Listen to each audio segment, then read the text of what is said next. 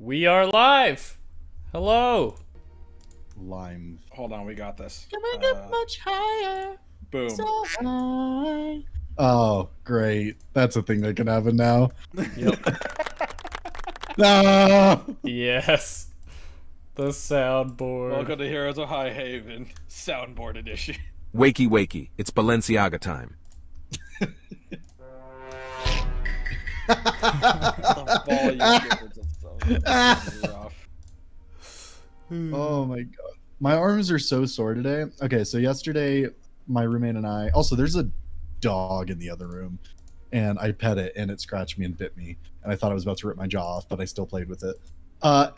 And anyway, so my roommate and I went to the gym, and we worked shoulders. And then this morning, I couldn't move my upper body because we went really hard. I just couldn't move at all. So do you know what my solution was? Go shoulders again.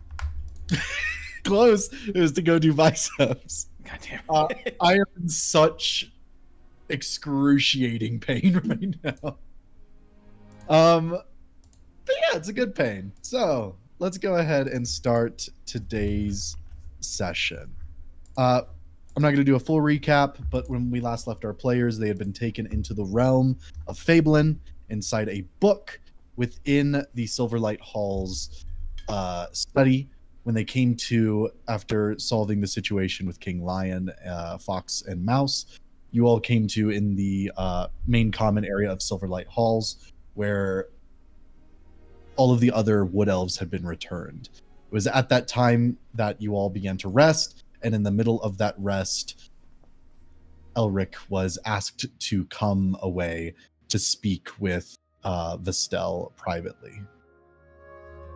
With that, as you start to follow after the wood elves, is there anything you would like to do, Elric? He'll leave a note telling the others where he's going. Okay. What does the note say? Dear friends, I have been kidnapped. No, I'm not going to do that. Crosses it out. It says, Dear friends, I will be out for a while if you are to awake and see me missing. I have been called to a meeting and have no idea when I will return. Do not worry, I will be safe. Elric. All right. As you are led off by these wood elves, they lead down the spiral staircases on the outside of the trees between the different canopies and different homes. A lot of the wood elves that were in the hall have kind of dispersed since then, returning to their own homes, searching the area, rebuilding anything that might have been hampered in their departure or in their time away. A lot more animals have seemed to arrive in the interim. You also notice that I believe around this time it is night, and the moon the bright moon's rays are kind of like shining down onto you. As you follow the wood elves, you find yourself suddenly on the forest floor, and they lead you a little bit further away before coming to a thick overbrush, or I guess the underbrush. And they wave forward into a small archway of twigs and vines and roots. And they don't say anything. He's gonna look between them and try to peek through without going in. As far as you can see, it seems to be like just a dense collection of twigs, branches, roots, vines, pretty much all of that. He hesitantly goes forward. He's going to put his hand out in front of him. Okay. As you are walking along, you eventually begin to see that the the branches and such start to pull back ever so slightly to allow you a very narrow passage. As you do so, you eventually find yourself in a small little sanctuary. The canopy above removed, a little hole, almost like a skylight, allowing the bright moon to filter down into this wide open space. It's like a grove. It is a small grove. And it is there at the far end, seated on kind of the roots of an overgrown tree at the center, is Vestel, reading a book. You summoned me in the dead of night.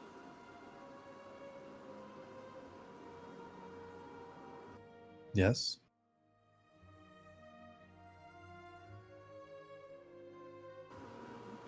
Why did you wish to speak with me? Many reasons, I suppose. She closes the book, and you can immediately determine what book it is, as you have seen this book an incredible amount of times over the course of your life. This is a copy of the 𝐄𝐈𝐆𝐇 of St. Adelhelm, the religious doctrine of the Templar Order and the servants of the God King lineage. Let me add that. The 𝐄𝐈𝐆𝐇? Of St. Adelhelm. St. It is, Adelhelm. yes, it is the equivalent in importance of like the Bible.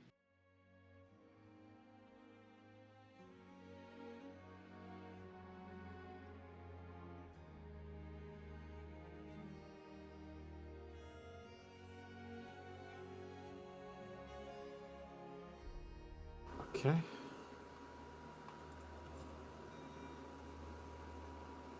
You having some light readings, eh? I always do enjoy a spot of fiction. Well, that book won't make for a very entertaining piece. Elric. Yes, that is your name. It is. And you are the third-born son of the current reigning God King. I am. Well, I've heard quite a lot about you in passing from many people I consider friends, and even more people that I consider less than friendly. You seem to be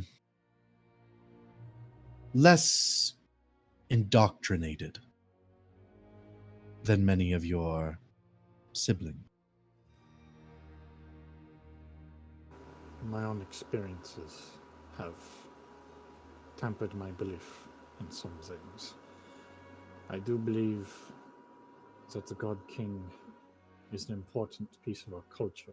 That much is true. But I don't see them as a religious leader. At most, that throne should be made to guide others, not dominate them. I've seen what it can do, and I've seen it happen to your people. And I have fought your people before. I would not like to ever do such a thing again. I I've see. seen what we are capable of.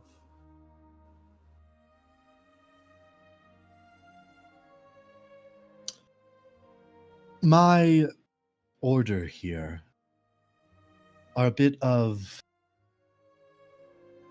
rebels in the eyes of 𝐄𝐈𝐆𝐇. Not because we disagree with our brothers and sisters, but because we have chosen to take residence here in the Warwood, in lands claimed by your God King. However, I'm sure you can determine we do not see eye to eye with your father or your brothers, but hopefully we see eye to eye with you. What do you hope to gain by allying with me? I never said we would be allying, Third Prince. Simply, if you truly do wish to bring about a change, to allow atrocities such as those in the past to never occur again, all we ask is that you potentially remain apart from your family. Apart. Yes. As in, don't get involved? Yes. Should anything happen in the near future, perhaps it is smarter to watch from a distance and then help unite your people.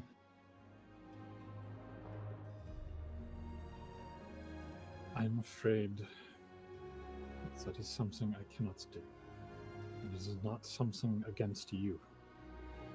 I promise you that. But I am not fit to be a king. Oh, we don't ask that you be a king, Third Prince. We wouldn't want that either.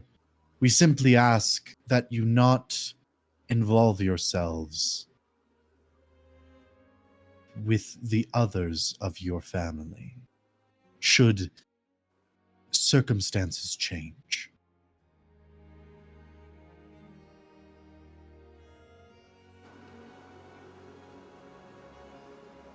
There is already someone in my party that wants to kill my father. I cannot simply keep myself away from any of these incidents. Not with her life in danger.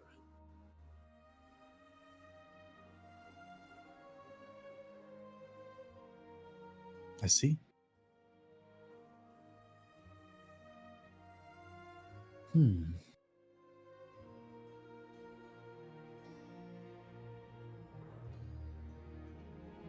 I won't push it further if it is not something you can abide by.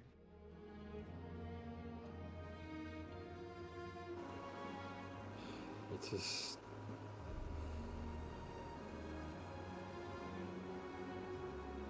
It is just too much to ask.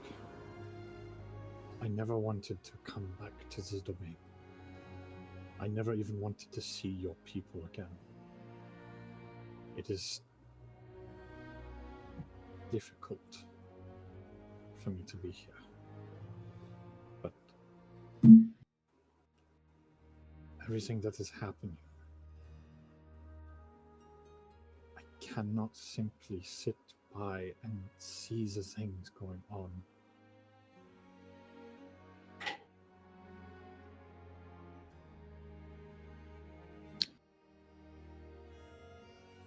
Then I wish you luck.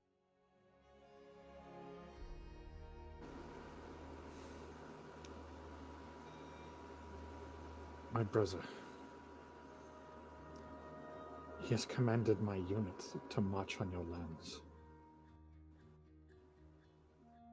I do not know if you've met them already, but there's nothing I can do to pull them back.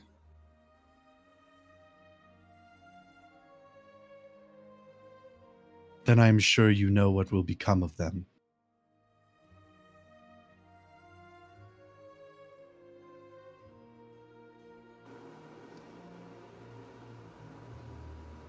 ask is that you try not to hurt too many of them. I know you're fighting a war. I know there is not much you can do. You are protecting your people. But they are my people as well.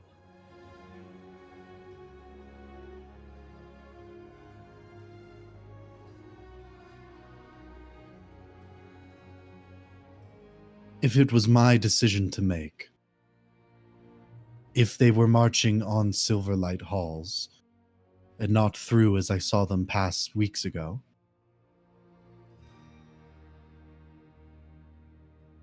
it would be something I could not agree to. If they travel to Hylamay with the desire or the orders, as you say, to slay my people,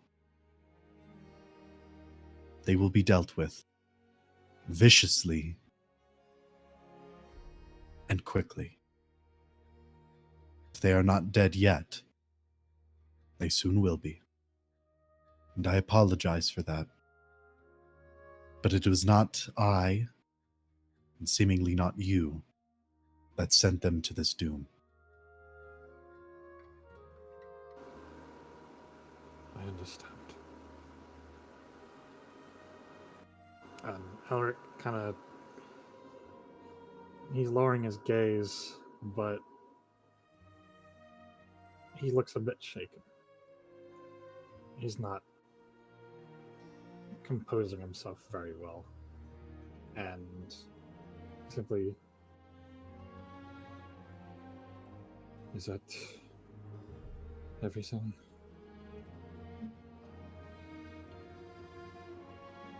I want to be plain with you, Prince Elric.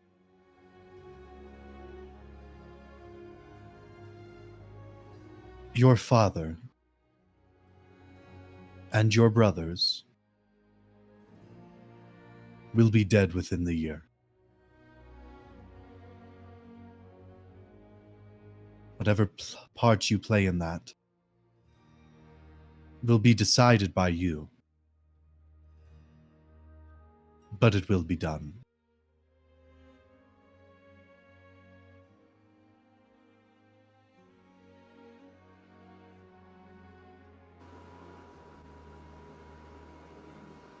He looks up at him, or at her. Then your people will be free. No. I don't think we ever will be. But we do intend, if possible, to end the line of God Kings.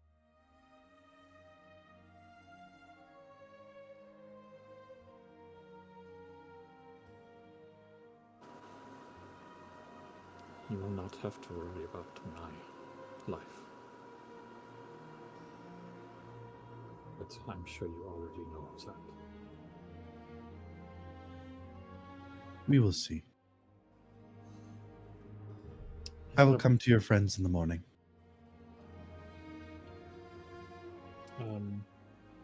He's gonna pull out his rapier, and he's gonna pull his glove off.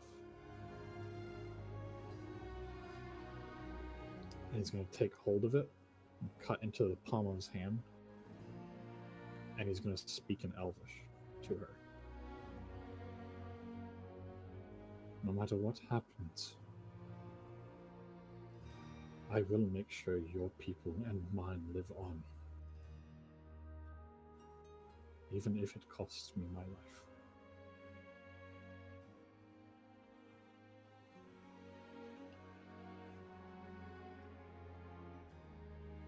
She does not say anything, but she does watch on. I need you to understand, though, Elric, the importance and significance of blood pacts. I'm sure he understands. Okay. That's all I'll say. With that, she returns to the novel.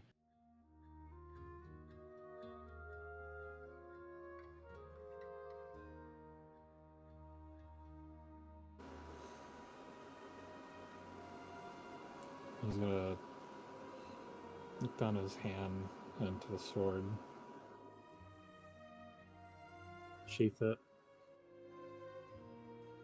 Then make his way back. Okay. Arriving back to the others, feel free to take your long rest as well. Everyone can go ahead and take their long rest. As the next day arrives, you all are the only ones left behind in this main hall, your small little area kind of in the corner. A few wood elves do enter here and there, usually going to different rooms in this main portion of the Silverlight halls. But as the sun begins to rise and you all begin to awaken, what would you like to do with your day?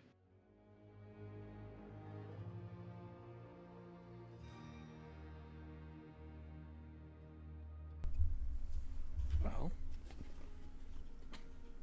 I imagine Godfrey's up first. I'm already making soup. Yep. Roll for soup. Yes. That's the first thing I'm doing. Taking some of the soup.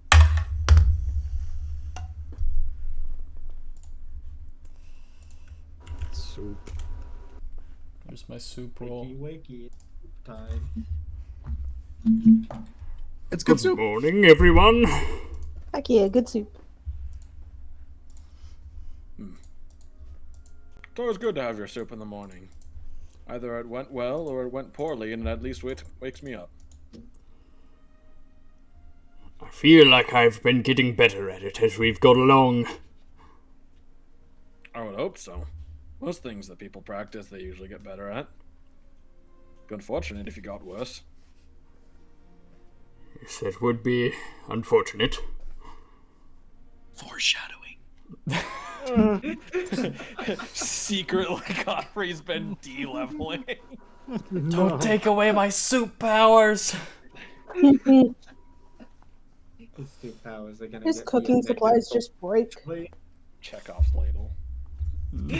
Chekhov's ladle.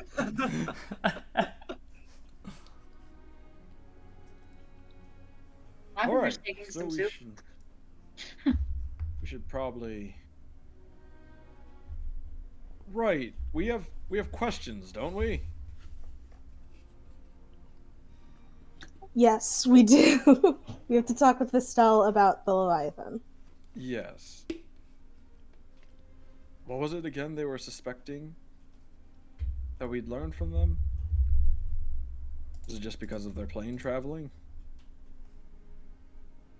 Or tree I don't think they traveling? specified. Are there any elves in the room with us? There is a wood elven guard standing at the entrance to the stairs that lead up to the second level where that study was. Okay, so we'll just enthusiastically wave at him. He looks over at you, and then he just looks forward again. Do you know where Vestel is? Well, He looks over and he raises an eyebrow. Okay, better starter. Do you speak common? In Elvish, I'll ask. Anyone can, Cranston. I'll ask if they know where Vestel is. He seems to relax a little bit at that and responds in Elvish. The Lady Vestel is awaiting you upstairs. Ah, excellent. My thanks. I'm saying it in Elvish, but with the same jovial tone.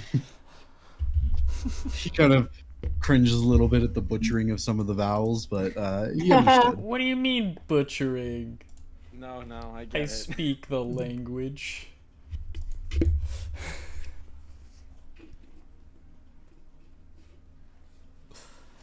Well, what do you say? Vestel is upstairs, waiting for us. Oh, excellent. Hopefully she speaks common. Wait. No, we met them. They definitely do.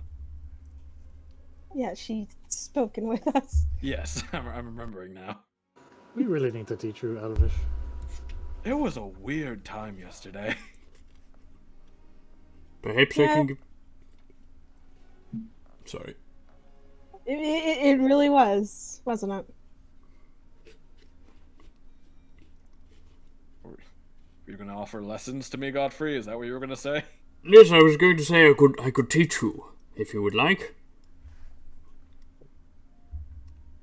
I can try. Maybe you have an equally valuable language to teach. That'll come in handy often. We could trade languages. No, that's like his prized possession. You can't take that. home. Proud to be English. no, it's gonna happen. It's gonna the first gnome we're gonna come across. It's just gonna be Godfrey on their own, and they're gonna be like, "Oh, thank God, Cranston taught me." Instead of, "Oh, I gotta bring them back to Cranston." I'm gonna introduce a gnome that has never spoken gnomish. I'm gonna cry. I Cry live on stream. I mean, I know 2 languages that have never come up so far. What languages? Celestial and Orcish. Oh. Yeah, I haven't. No, wait, no, I've used Dwarvish. Never mind. My only special language is Gnomish. And Godfrey speaks Dwarvish, I'm free. Elvish, and Common. Oh, Godfrey, you and me. Let's go. We went Are to we the the same big, high the school. big three? The big 3. Yeah, Amr knows Celestial, Common, Elvish, and Orc. I'm the idiot Lavender at has- Arizona high school that went to the French class instead of Spanish. Yes. So me! Why? 2 years Somebody's of like, French, I'm learning baby. German. It's okay, John. I took 4 years of German. I took Russian. I did too. I took 2 years. Yeah, but that's like an understand the enemy kind I of took- mentality. What do you mean? Dude, how do you think I felt? I was in fucking Virginia and I took Japanese. Hell. It's like, yeah, you can practice if you speak to people who are natural speakers at it. Oh, okay. Who in Virginia knows Japanese? Oh, the fucking Asian supermarket that's like on the other side of the fucking state. Fuck. This is the only time you will ever hear a Georgian complain about diversity. I don't want to go up to the mountains. It's not diverse enough.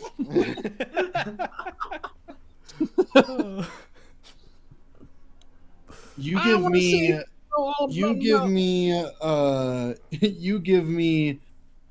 Water? Asian American hotspots of culture, and I'll give you. What does Georgia offer? Inability to film movies there. We got, yeah, come on down to Georgia. We can't film movies. We got Tyler Perry Studios, and we got the Stone Mountain. Did you say there's a studios in a place they can't film movies? Tyler Perry Studios. That's rough. Did you know that on the road from Arizona to Florida is the world's largest mailbox, which leads me to say that I am on a journey to put into that the world's largest pipe bomb. I totally don't live very close to that. I think he does. I mean, if it's Oh, the world's God. largest pipe bomb, it might not matter how far you are from it. I'm using my massage pillow on my back right now, and it's godly. Where'd you Anyways, get that large- D&D. Where'd you get that pipe bomb from? Oh, I got it from the United States Armory. Oh, From Etsy. From Costco. this pillow is rubbing me into the 4th dimension right now. Hold on. Okay, okay. Using his Oh, quick wit, Sean that's- creates a massive pipe bomb using nothing but a pipe, using nothing but a pipe, a few screws and nuts, and an ICBM. Who's using the soundboard? Shut up. A lot of us. Anyways, It's a to team the effort. spell. Yep. To Yeah, so you guys going? To be To still. the spell. I thank the guard in Gnomish. The guard responds back. In Elvish, what did he say? You said goodbye. How do you know?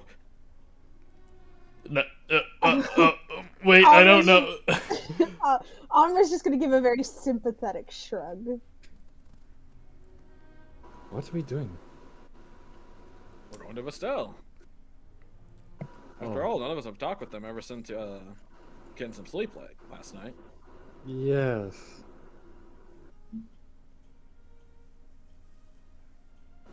Elric reaches over for the paper that he left behind for the others to read and crumples it up. Is it like Oh, yeah. He's crumpling it up. He's crumpling it up quick, like really fast. It's like taped to Cranston's back.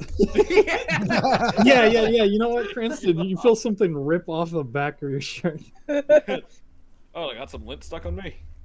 Yes.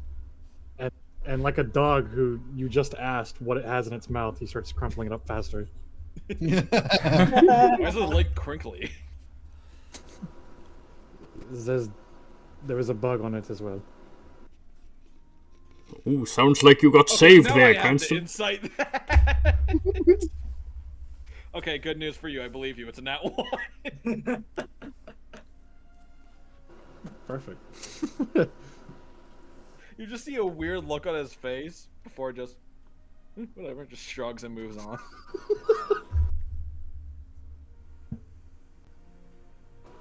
Meanwhile, everyone else's passive insight probably blaring. Do not worry, mine is a 10. Well, fuck passive insight. I imagine they're all behind you watching you crinkle the paper. I literally rolled a 10. Like I got a 10 So total. everyone else is seeing this. Oh. Well, it's up to you guys to ask questions. I failed. I'm on my way to Vestel. What did the bug look like, Elric? Like a bug? What sort of bug? What is he, an entomologist? Yeah, what even is that? Oh, hey, look! And he's gonna start walking for it. He's taking a page out of Cranston here. He's diverting attention. That was a Kai move. I was gonna say that was good. Yeah.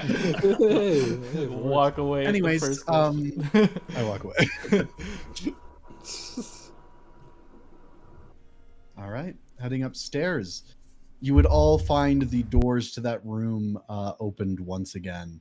You do see that the book titled Tales of Triumph has been sealed with 2 sets of chains and placed onto a nearby pedestal. In this room, you see a few wood elves going about, pulling books, organizing them, reading, studying, transcribing. But at the far end of the room, you would see Vestel speaking with a few of them. But upon seeing you all, she waves you closer as the others kind of step aside. Hello. What language is this? Common. She kind of just bows her head.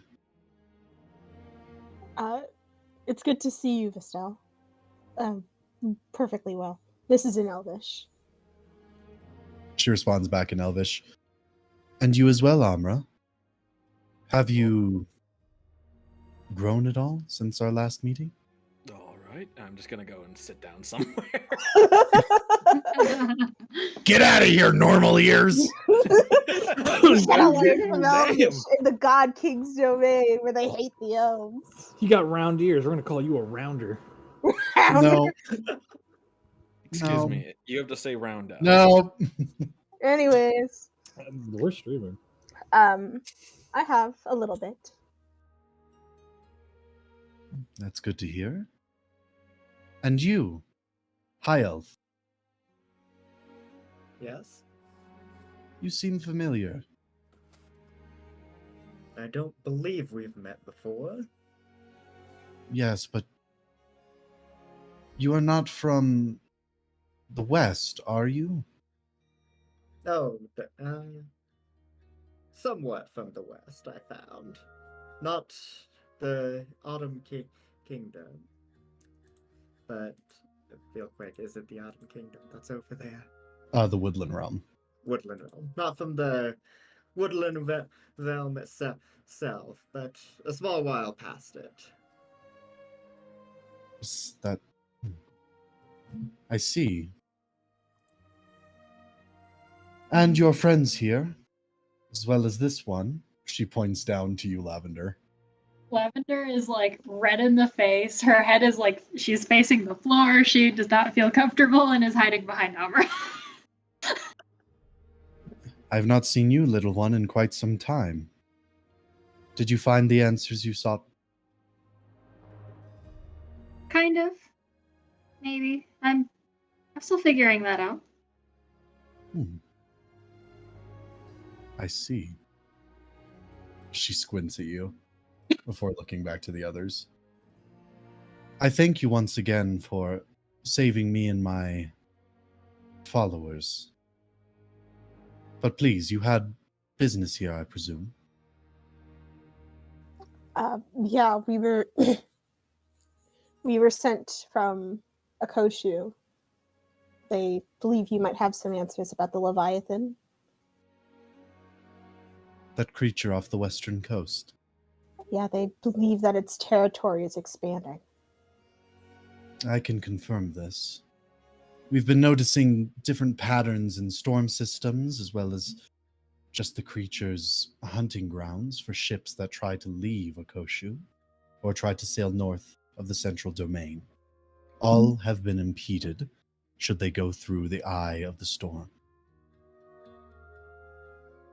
Now, this creature itself, we have seen it a handful of times, and we've done our own research into what may be causing it.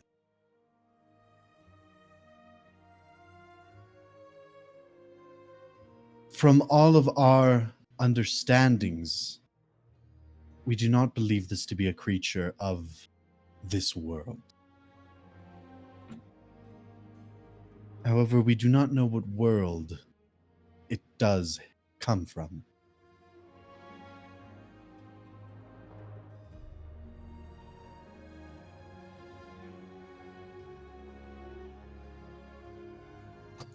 Well, we might have a bit of an answer to that. From our own investigation, we found it's more closely related to the plane of water than anything. A theory that we had as well. And she waves over one of the other elves who comes over. She kind of pulls from the pages a little bit. However, compiling information from the Order of the Outworlds, as well as other planar jumpers and testers and alienists, we have never seen a creature like this from the plane of water.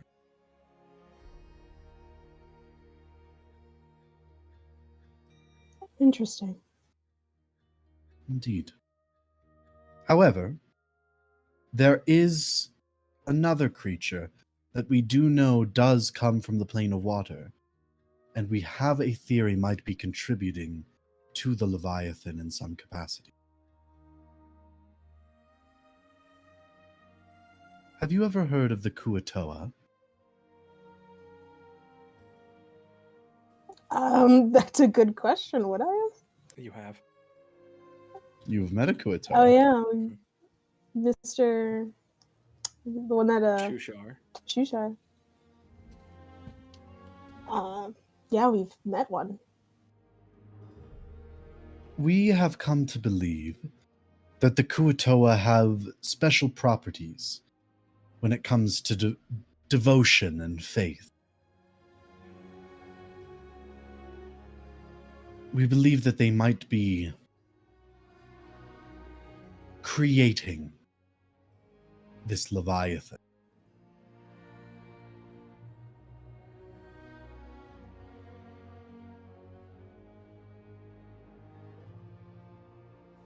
That would explain why 𝐄𝐱𝐩𝐿 could tell when it was coming. 𝐄𝐱𝐩? The name of the one we've met. We had to go through this whole thing to save him, but that was the biggest trait he had. He could tell when the Leviathan was approaching. This makes sense. I believe that these 𝐶𝐿 have manifested whatever creature this is from their own collective imagination. However, the violence that the Leviathan exudes in this growing territory, we have reason to believe that these Kuatoa, they are not acting alone. We believe they are being manipulated en masse by something else. Something that may wish for the Leviathan to exist. So a ringleader of sorts. Indeed.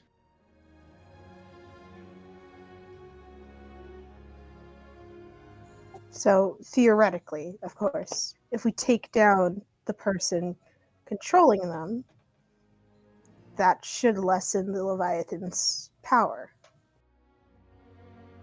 Supposedly.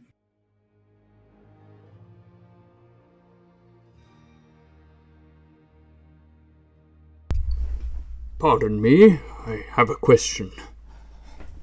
Yes. Do you have any theories about how you could locate this person? This ringleader you speak of? My best assumption would be to gain the trust of a group of Kuatoa. Some that might fervently believe in this Leviathan. And following them, they might lead you to whoever is influencing them. However, to influence so many creatures across the breadth of Akoshan land, we believe it has to be somebody with some sort of authority. Somebody who has the means to travel quickly, or the means to hire those to spread the word of this creature.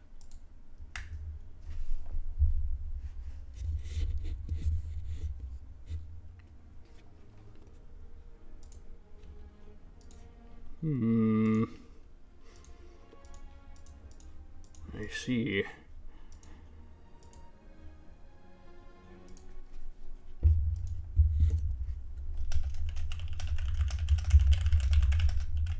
Francis is gonna look to Alaric and be, is it going well? Yes? No?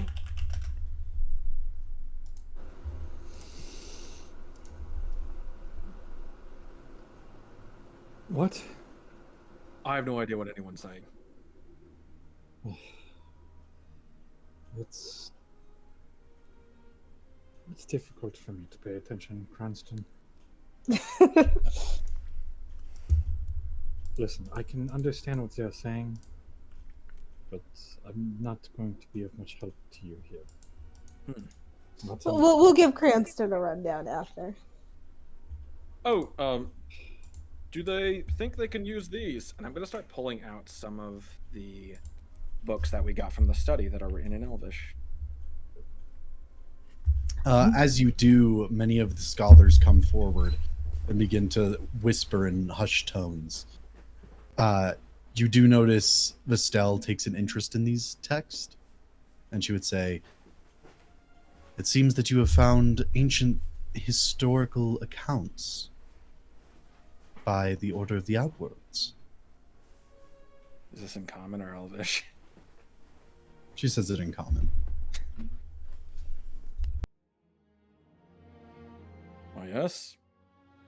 We have. Some of us even thought, despite not knowing the language, that they were valuable and kept them. I see. Thank you.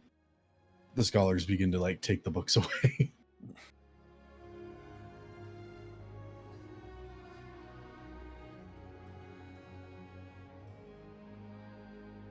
So, where are we at in the conversation?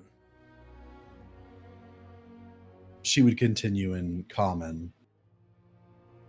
As far as I am aware, finding this linchpin, this catalyst for the Leviathan may be enough to influence the creature itself.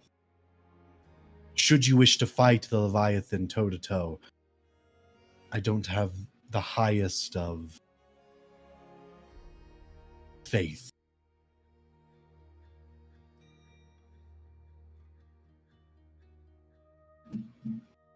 I certainly agree on that front. Indeed. I'm no coward and have a steady hand, but that thing makes my skin crawl. Is there no alternative way to take it down? If there is, I would not know. Others might, though. Do you think we could use your library? To what extent? Just for research. Suppose.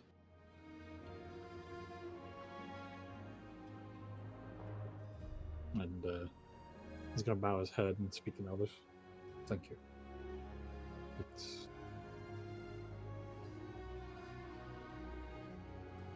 So you mentioned linchpin. I clearly missed something. Amra, do you mind catching me up? Yes. Their current working theory is that the Leviathan is the product of these creatures called Kuatoa. That's what 𝐄𝐱𝐩𝐥𝐿 is. Oh. And Wait, like as in they like built them? that their beliefs are strong enough to cause it to be real. And that there's something or someone influencing the Kuatoa to make the Leviathan.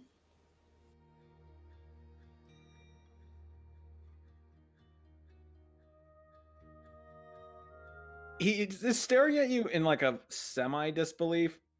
You could tell that it's more of a disbelief that like the 𝐄𝐱𝐩𝐿 we met is capable of creating this thing.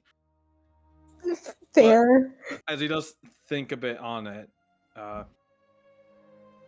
not too ridiculous. It was a bit weird that the water spoiled when the plane of water was leaking into our world.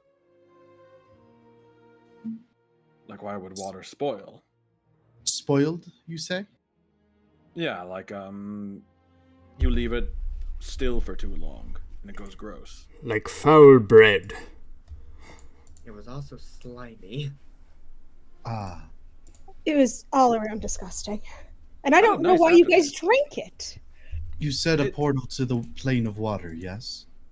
Yes. This is quite common. You see, creatures in the plane of waters, should they be near a portal, do give off certain effects. I believe if that is what you are experiencing, near the portal to this plane of water rested an aboleth. Is that bad? Is that a harmful thing? I'm just gonna check the book. Here you go. I'll hand it over. I think she's already holding it. I'll hand over to you a bowl of air soup. I believe Amra is like the unofficial like holder of the book. The holder.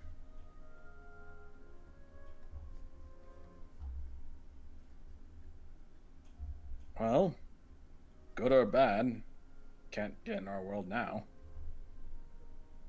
Suppose that's true. Unless it has other ways. Such as? She shrugs. Guess we'll never know. Would the portal still work even if we blew it up with many bombs? Come That was again? the question.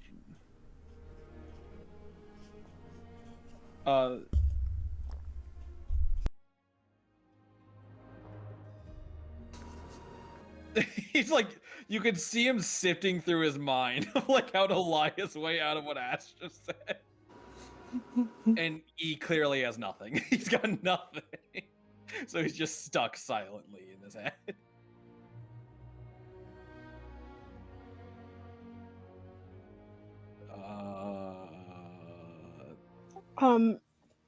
Anyways, thank you so much for the information so far. Do you have any idea where we might find a group of 𝐶𝐞𝐥𝐯? I do know that there are those that reside in Jeju, on the river to the sea. Aside from that, I have heard that some might live in the mountains east of Akoshu, near a quite dark place, a monastery of sorts.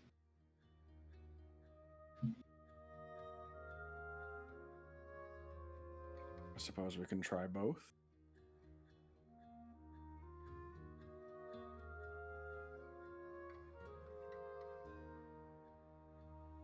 It certainly wouldn't hurt. Especially since we have to befriend them. Well, if Shushar's an example, then it shouldn't be too hard, right? I mean, all he wanted, I think, was a share of the fish, didn't he? I would ask... Oh, pardon. I was just going to say, I don't know. I tried my best not to talk to him too much. Rude. I would ask, is there... It would stand to reason that they'd have to be close to this creature to manifest it, as you say, right? Possibly.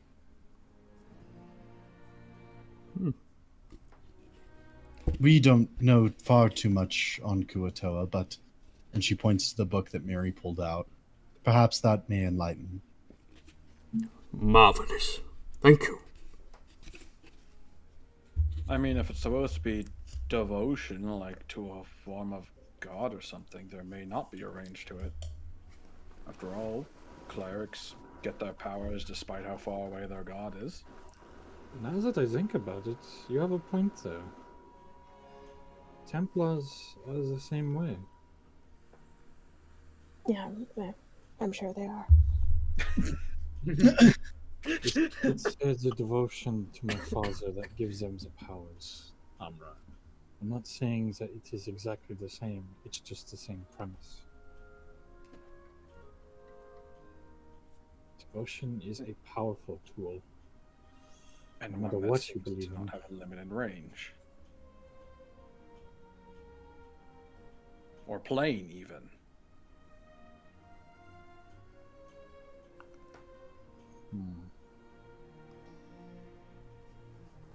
Perhaps you just simply don't have to be in the same plane. So long as you hold that feeling in your heart or in your beliefs, it will work.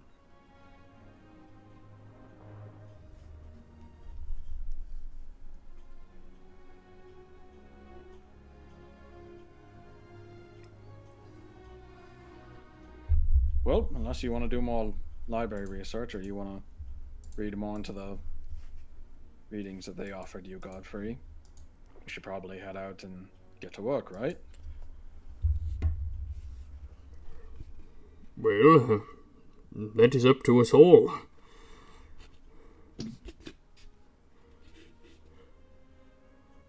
I have no further questions myself.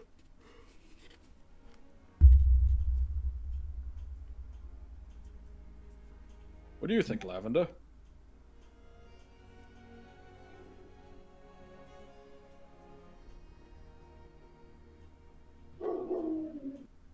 I mean,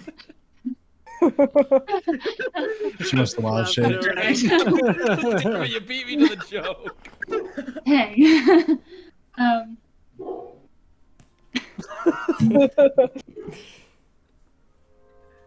I mean, if it isn't from the plane of water, then next best option is that coming from something here, even if it is a bunch of fish people.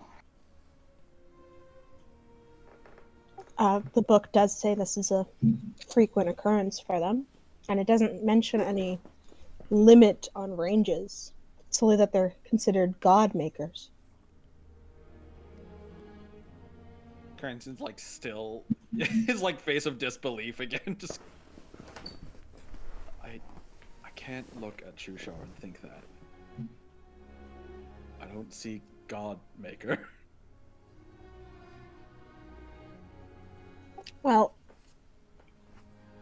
typically it needs to be enough 𝐄𝐞𝐥𝐷 that believe it's real. It's apparently the energy of their collective subconscious that creates it. Ominous.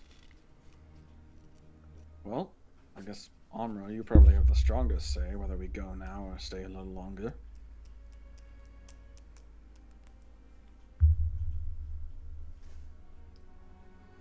I mean, I don't believe I have anything else to do here. I know, but we've been traveling through God King domains so long. I wouldn't mind you wanting to spend a little time with your people. Or at least in familiar lands. It is certainly a nice break from all the humans, but I believe we should take care of this as soon as possible. You're probably right. Well, I guess I'll just slap his hands on his knees and get up. Who's ready to walk? Yay. Walk we shall. Lavender's gonna hang back real quick as everyone leaves and to go and talk to Vestel.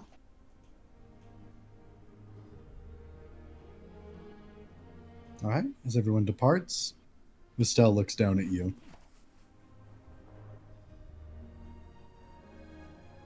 I'm sorry for leaving so suddenly. And not coming back immediately either. I've learned some things. I've also learned some things not to do. Be surprised how much there is to learn from just the people who live around you. Sometimes books can't give us everything we need.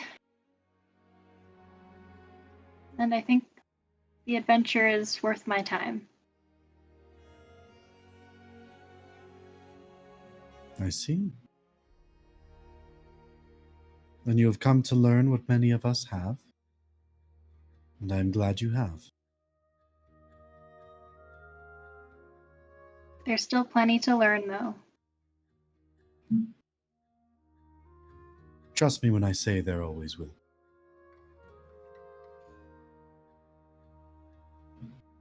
Thank you for your guidance. Even if, kind of snuck away in the night.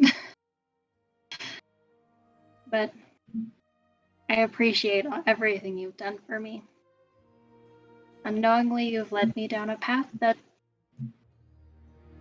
seems much better. Should you ever need anything, young druid, you're more than welcome to reach out to me. Thank you. I should go catch up. It was good seeing you again. Lavender will just run off. She kind of shakes her head a little bit with a laugh and then goes back to the others in the room. This kid hasn't changed. All right, now which group of 𝐶𝐞𝐥𝐷 do you think we should get? Where's Lavender? This can't keep happening. Oh, I can't keep leading because every time I turn around, one of us is missing. Ironic. One sings it. Lavender's fine. Well, yeah, but when I wasn't leading, it was at least always me who was missing.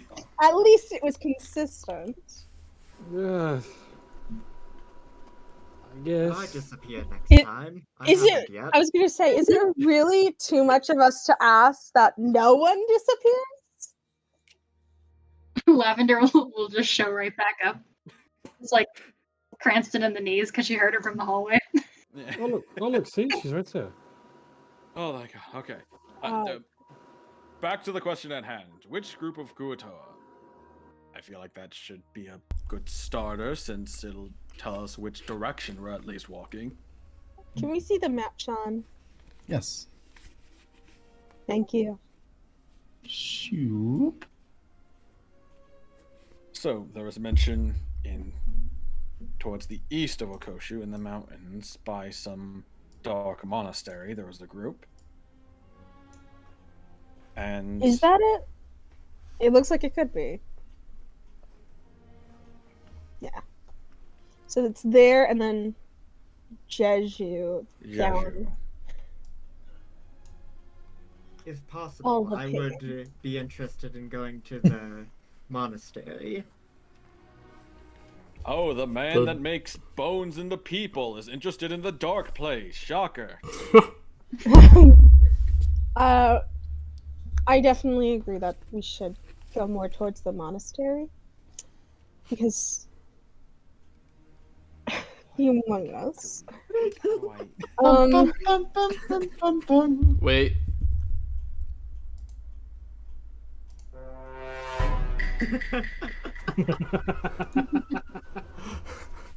Anyways.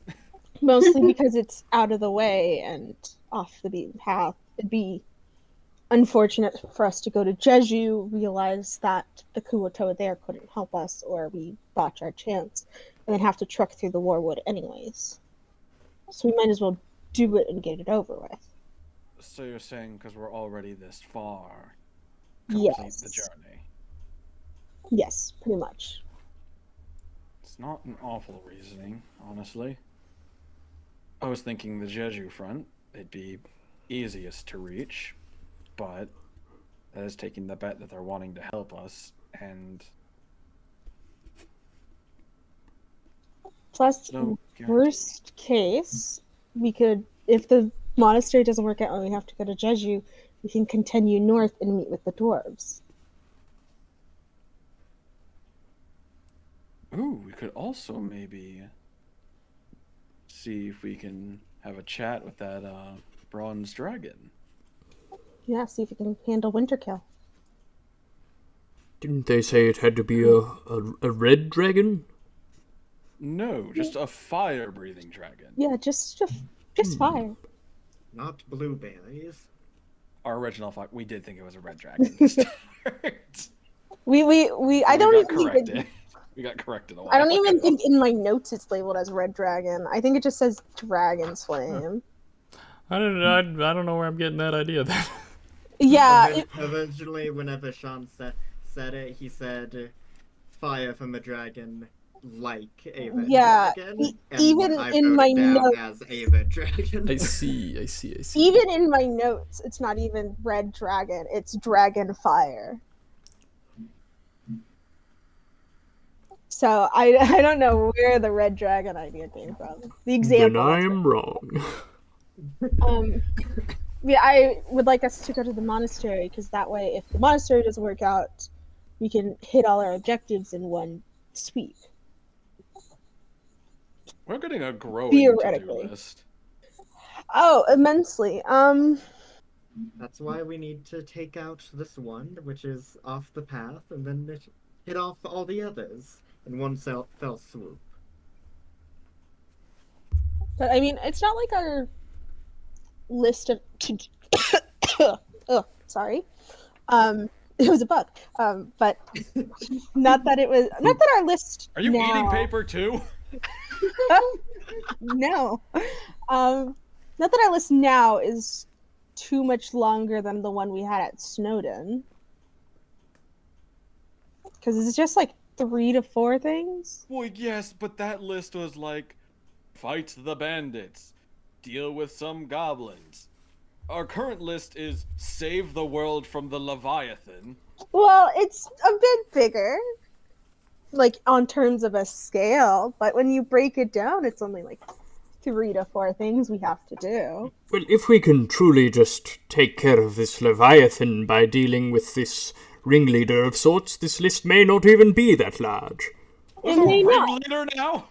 That's what. I thought you just said the 𝐶𝐿𝐷 made him.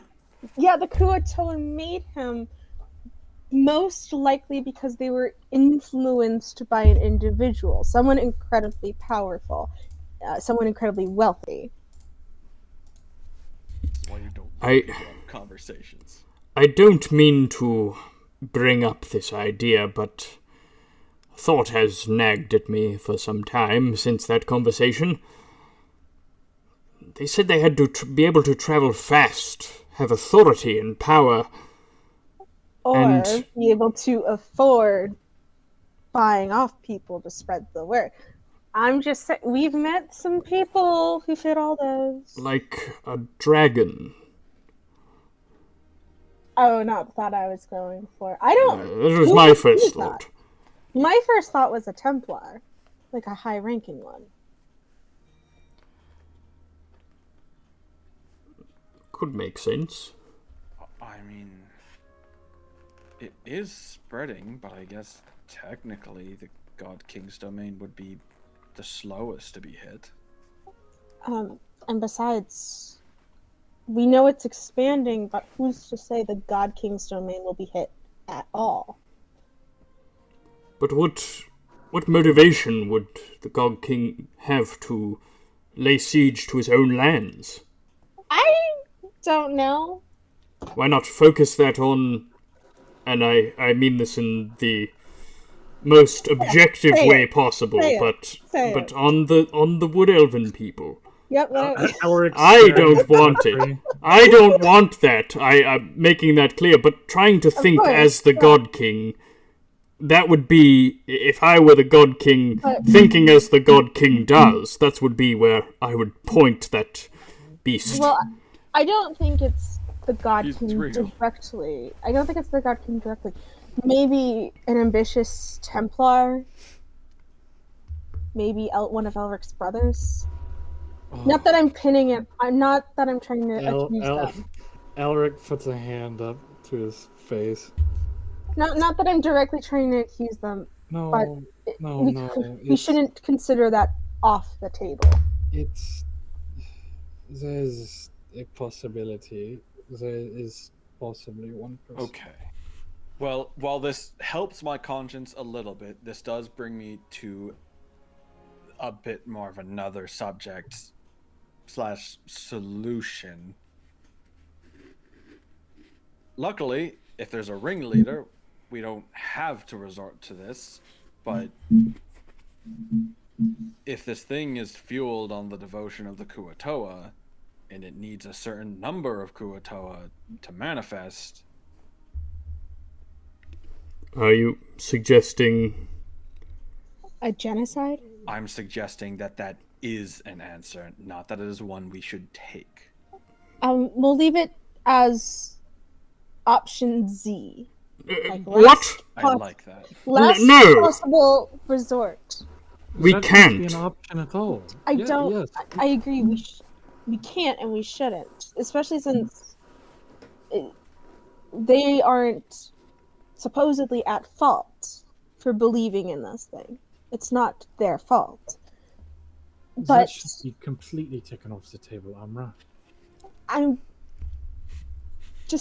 kind of with Cranston here.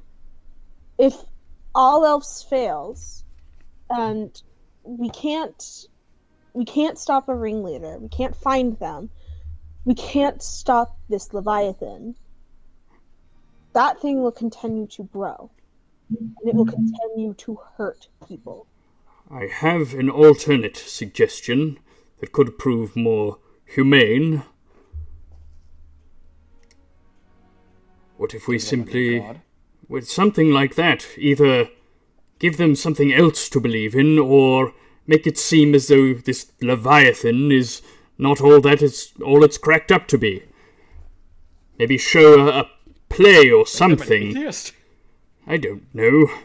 Just, I can't contend with the idea of slaughtering an entire people. And I agree, but it's something we should keep in mind as the last possible resort, ever. I'm not on the board of killing innocent people either. But if we don't stop this Leviathan, who knows who will die? I'm not saying we're going to. I'm not saying we will. It is just something we can't just disregard. It is a last possible resort. If we run through everything we could potentially think of and more, it is something we should consider.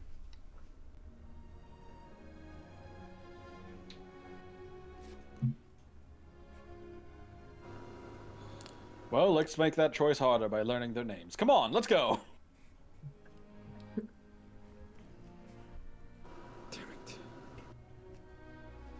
Cranston is gonna just start walking in the direction he kind of vaguely thinks is towards the monastery. So you guys are going to the monastery? Yes. Only because no one else said any argument for the Jeju one. Okay. As you all begin your journey eastward, are you going through the Warwood? Do you exit the Warwood and go around? Y'all want to take the scenic route and go south of this little hill? What? I want to know what this is. We'll put it on the list of things. I think we should just go straight through the Warwood. All right. I think straight out. Solving the Leviathan crisis doesn't often bring scenic route to mind. I was just being a little silly. Do you want to go through this? It's just Do you want to make the journey like 12 days longer? What do you mean? It's probably. Dude, like I'm gonna be convincing. I'm gonna be convincing them out of it, and that's where the one gnomish speaker is. Watch. Wild. Watch it. It's gonna be gnomes. All right. As you all finish a day of travel, you eventually find yourself exiting the outer edges of the Warwood. The sun dipping down in the sky, you all see before you a massive mountain range stretching up into the sky. It's there that you guys set up camp for the first night. What are you guys doing this evening? Anything in particular? I'm gonna be making soup, but with a conflicted expression on my face. Amra is reading the book she stole from Vistel.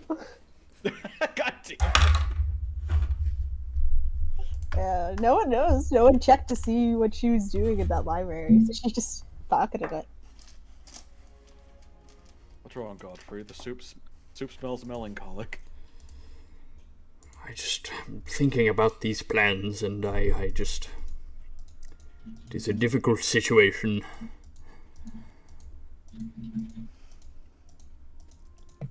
There must be some way. It's the better way to think of it.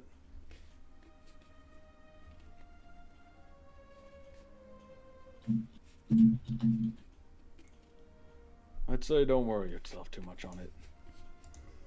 More than likely, we'll find another answer. And if we don't,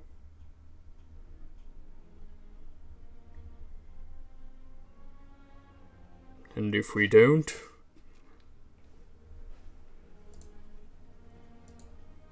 I'm sure there'll be plenty of people who are willing to sacrifice their conscience in your stead.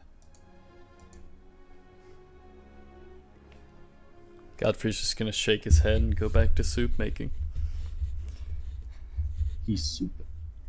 It's soup. I love clashes like this. It's so good.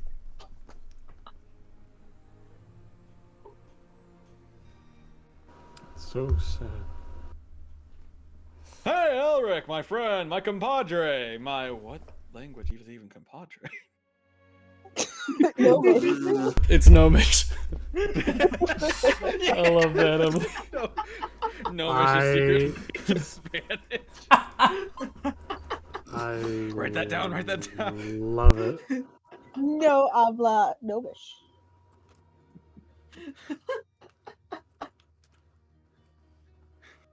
I think I just heard typing, oh no. That's He's perfect. been typing for a while. We show it the gnomes, they just go, hola.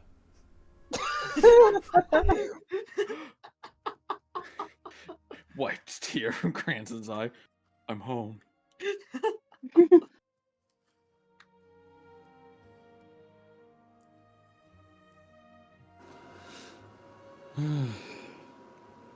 Godfrey, do you mind if I help you out with the soup? Oh, by all means, I fear I'm getting lost in thought and letting it burn a bit. Yes, that would be good. We don't want that again. You help? Yes. I'll allow a little silly, goofy little advantage. Do you want me to roll advantage, or do you want to roll, Elric? What? I don't have proficiency either. I don't either. No, then you can't help. Oh. He helps metaphorically. Yeah. Help All me right. emotionally. Eventually, the soup is ready. Yeah, Elric's just handing you random ingredients. Godfrey's not looking at them, he's just tossing them in. She's like pulled like a handful of grass.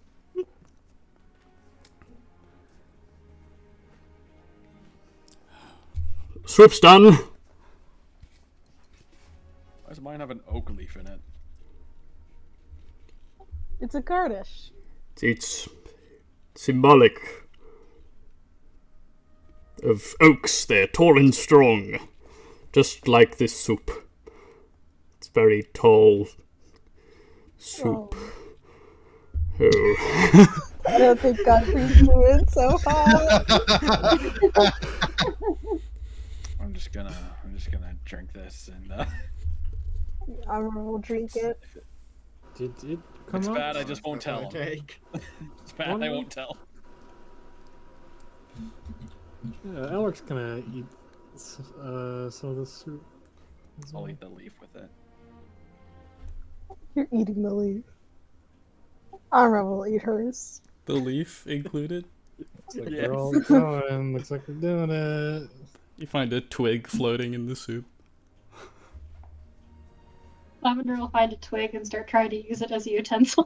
I'm gonna chew on it and just be like, "Oh, got my daily fiber in." It's quite good for the guts. Pats his belly. Like, you'll just see pieces of, like, twigs snapped off, and as he's attempting to chew it, it's that, like, weird, gross face that he's making the whole time. What is this hard lump? Is this a rock? Oh right, must have grabbed that instead of the potatoes. It gives you your daily iron, I think. Actually, that might have been my fault. Did you hand me a rock, Elric? I don't think I was looking into the bag when I handed that to you. So I don't think I reached my hand in the bag at all. I think I actually missed the bag entirely. Perhaps we need a separate bag for soup ingredients. Maybe we should just start looking at what we're grabbing. I was distracted. By what? Thoughts? Like Godfrey. Spicy. Yeah, you're not alone on this one, Godfrey. I appreciate it.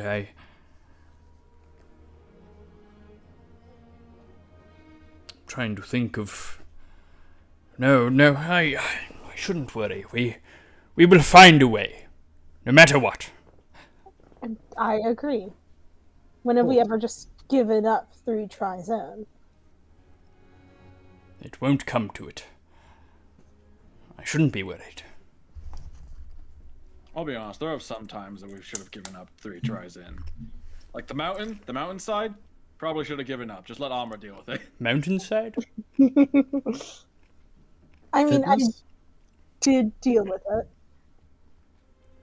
Considering I'm the only one who didn't fall. I think I fell 3 times. You pulled me down with you at least twice. No, didn't pull you down, ran into you on the way down. Oh my. One's voluntary, the other one's just happenstance.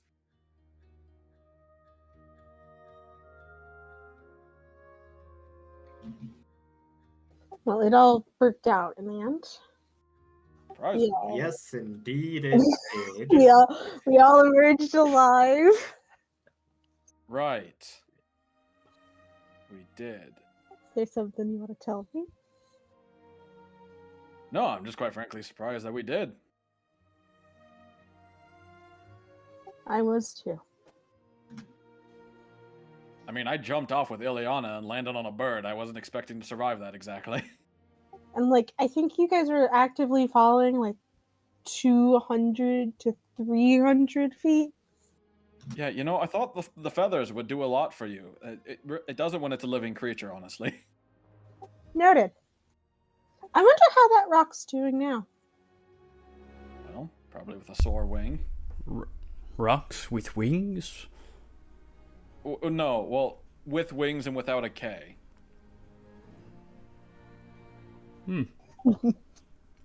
This is the bag of feathers situation. I don't get it. Well, at least that day it was pretty well fed. Yes, well. Let's be happy that it all worked out how it did. Yeah. Got to live another day. Make more mistakes with new friends. Kind of gesturing to Godfrey and Lavender. And I'm glad they're here. Someone has to help me keep you alive. He gives a thumbs up. Big grin.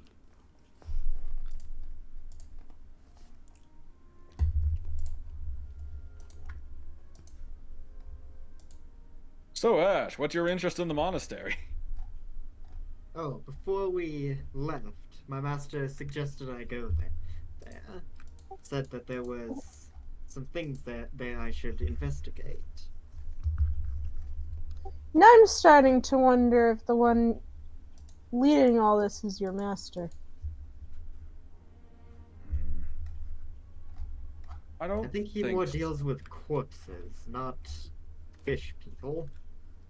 But he might have changed. Fish people can die all the same.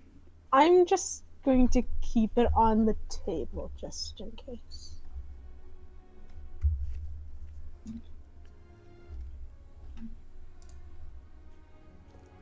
I suppose we can think about it, though I don't think he fits the criteria, right? I don't know. Travel well. He was incredibly strange. And if he's capable of dividing a soul in two, I think he might be more than capable of teleportation. I do still have my suspicions about the dragon. Argent. The Argent Sphere? That one, yes. Oh, also known as Dahi. I could see it being a possibility, but what would she, for one, gain from creating the Leviathan, and two, from sending us on the mission to stop it? Well, it's a slight chance, but my first thoughts gravitate towards perhaps independence from the domain. I don't know. It is a flimsy idea, but it... Like the crisis spending will be so high they get abandoned? No, perhaps the Leviathan is sent after the domain, instead of Hokoshu and its lands, but it doesn't exactly line up. But the thought is still there, is what I'm saying. I could see it, distantly, but I could see it.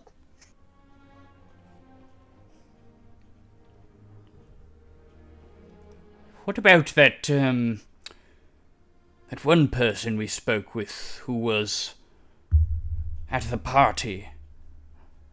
The, Yunjin? Yunjin. I think so. Let me check my journal here.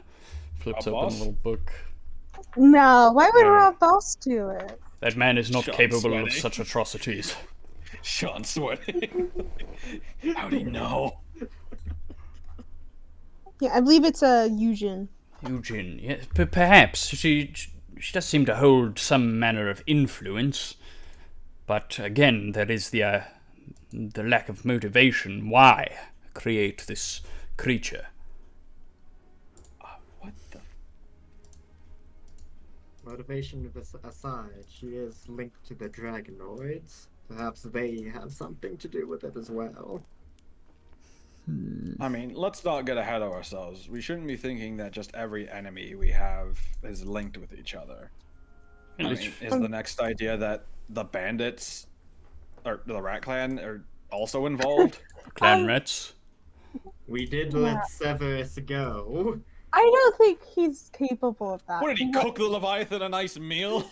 He was just a cook, and I think we left him with suitable warnings of what would happen if we were to come across him doing that again. But I do think something in the similar vein of the clan rats would be possible. Just no one with a direct motivation. Someone who's just evil. Yes, I have my own thoughts on who it could be. Are you going to share? No, because what do my thoughts matter if the evidence we find completely disproves it? I can think about it all I want, but until we at least get something, a starting ground for it, this feels a little too early to be throwing suspicion around. That is a bit of a fair point, but it's nice to have a possible idea of what we might be going to face. But I agree. Pinning blame on people who aren't even connected is tasteless a little. I don't mean to throw blame at these people, merely to try and consider the possibilities that lie before us. Of course, I don't think any of us are trying to blame them. It's a good idea to keep it in mind. Like, what if it is the Argent Sphere? That means we'd have to go up against a dragon. And those machines. It's unlikely, but it's a good thing to consider as a possibility.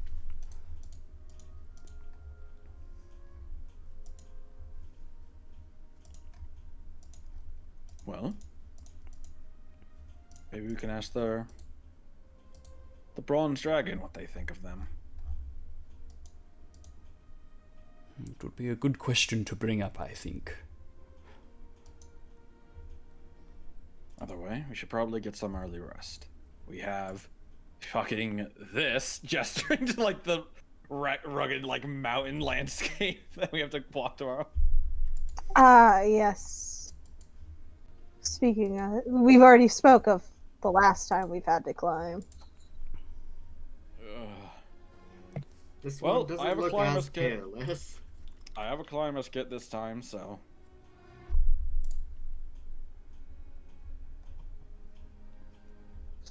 Yeah, but for now, I agree. We should get some rest.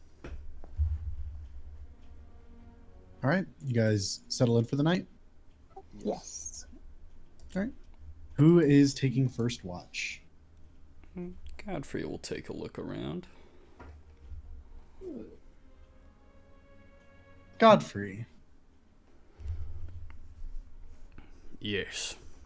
Go ahead and roll perception. Perception. I am perceptive. Oh, goodness gracious, my D&D Beyond is super laggy. L. Yeah, I'm having a bit of a skill issue here. Get a natural 1. There's like a dragon an inch from your face. I think the coast is clear. 3. It's not much better. Godfrey. You don't notice anything during your watch. As you sit here at the base of this mountain, nothing seems to happen. A nice, peaceful watch. Very good. It's what I like to see. Nothing bad happening. It's very dark.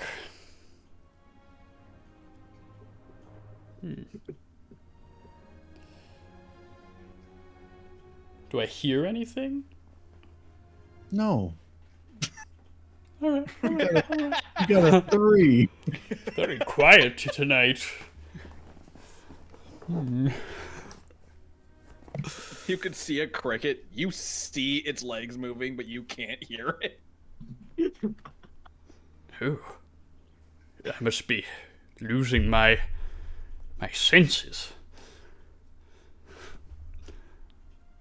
Ah. Oh, would you look at the time? The moon is half past middle of the sky. Better go wake one of the others. He's gonna go over to... Oh.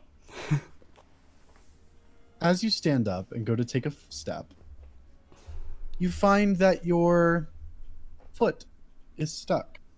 Oh. Silly me. I look down. What's it stuck in? Your foot seems to be a few inches beneath the soil. Oh. I'd like to use my... Flail's not going to be good for digging. I'll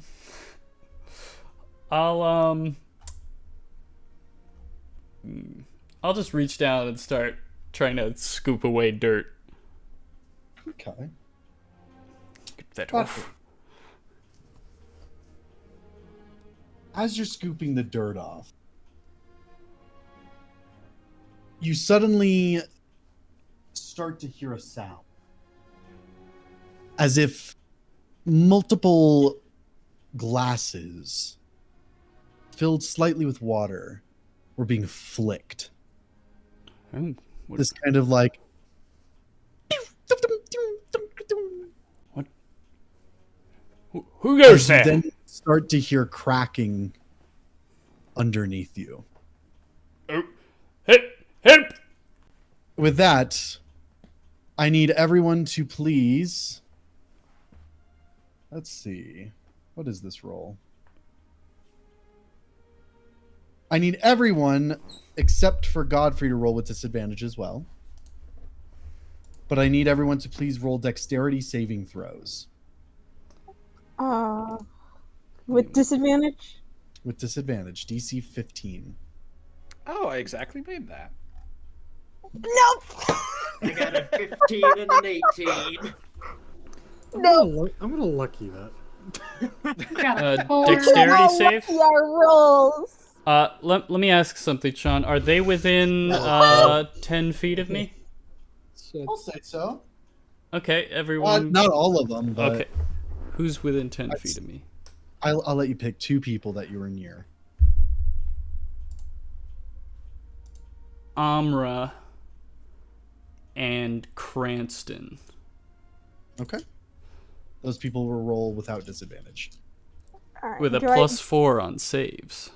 Do you want me to re-roll then? Oh wait, no. Is it just +4 on saves? Yes, it's just a +4. Never mind. With just a +4, then no, it doesn't matter for me. Okay. Okay. I already made it. Just to ask. I certainly did. Amra, number? 7. Damn, I could have made it. Ash. 15. 15. Okay. Elric. Fail. Okay. Godfrey. 15. 15. Good. Cranston.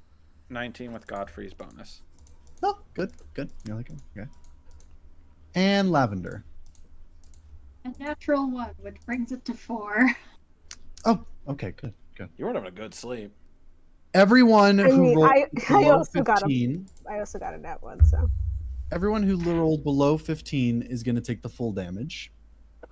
Everyone who rolled above 15 or 15 and above will take half damage.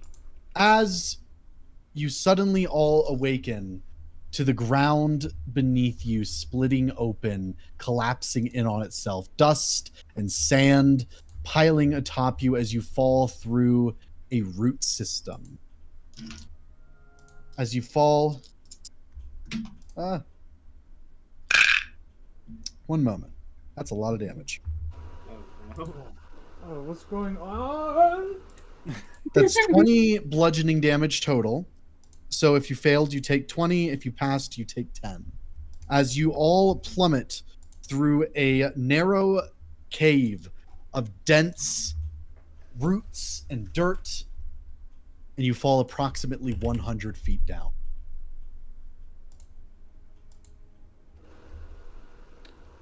As you all plummet... Yes. Go ahead. I actually have a question.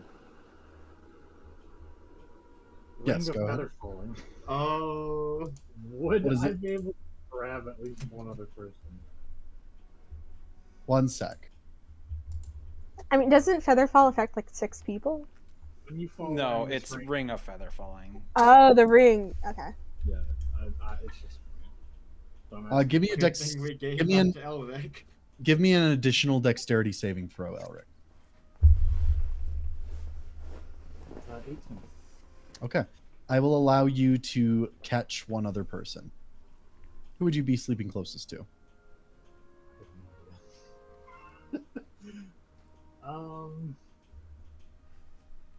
Let me see here. Then we have a Godric. Who passed? Who's Godric? Elfrey. Their God- ship name. Remember Oh. the shipping from the Bronx Dragon episode? Who passed? That was Ashric. Oh, damn it! Fuck, you're right. I got it wrong. Who passed their save? I feel like it'd be unfair to say. I do also feel. So nobody did? Are you not grabbing anyone? No. Well, no, I'm asking who passed their save because I'm gonna build a dice to randomly decide. So I What? I'm having trouble hearing you. Yeah, you are getting I'm quiet. saying No, saying who are you closest to?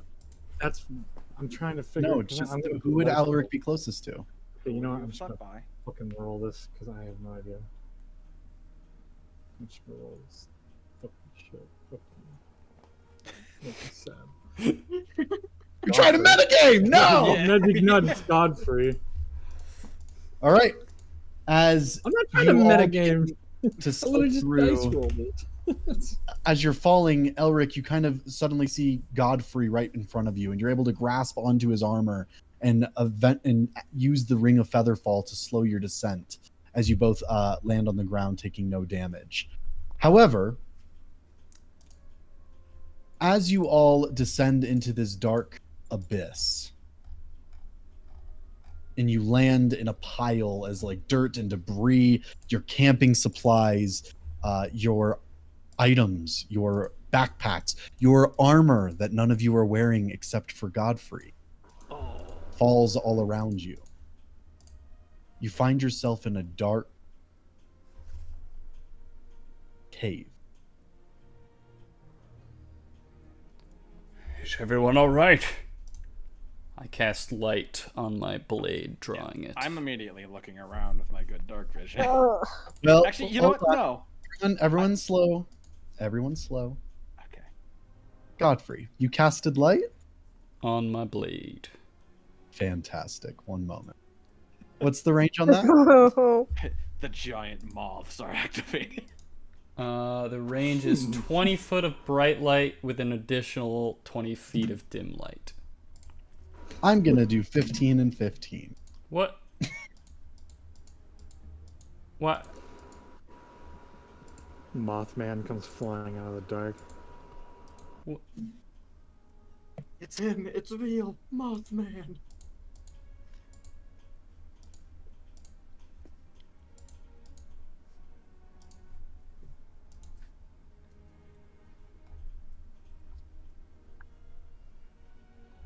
Why is this not working? I just found out. That's right. I forgot leather armor. Shit. Like, oh no, I don't got my armor. I'm missing 1 AC from not having it. I'm missing 2. I'm missing 8. Oh Oh my god. Yeah, I'm also missing like a lot. Ash is dependent on his heavy armor. I'm missing like 6. Godfrey. I gotta say, we're not in a good stance. Godfrey. Yar. As you cast light, you see suddenly like all your friends around you, your sword drawn. You kind of see them kind of picking themselves up. You find yourself in a long abandoned temple under the ground. Overgrown cave walls all around you. And you see directly in front of you a large statue of a woman. A woman like creature. And as you kind of stare at it for a moment, go ahead and give me a history check. Can I argue religion because it's a temple? I'll allow it. I'm okay if it gives me different, like, results. But I got... Oh, jeez. I got a 7. You do not recognize this. And as you look at it, you suddenly see something behind it, peeking out at you. Hands on its shoulders. This hollow white mask peering at you in the dark. Hello? Are you the owner of this temple? As you all hear Godfrey ask this question, you all notice the statue in front of you. And you notice the creature behind it.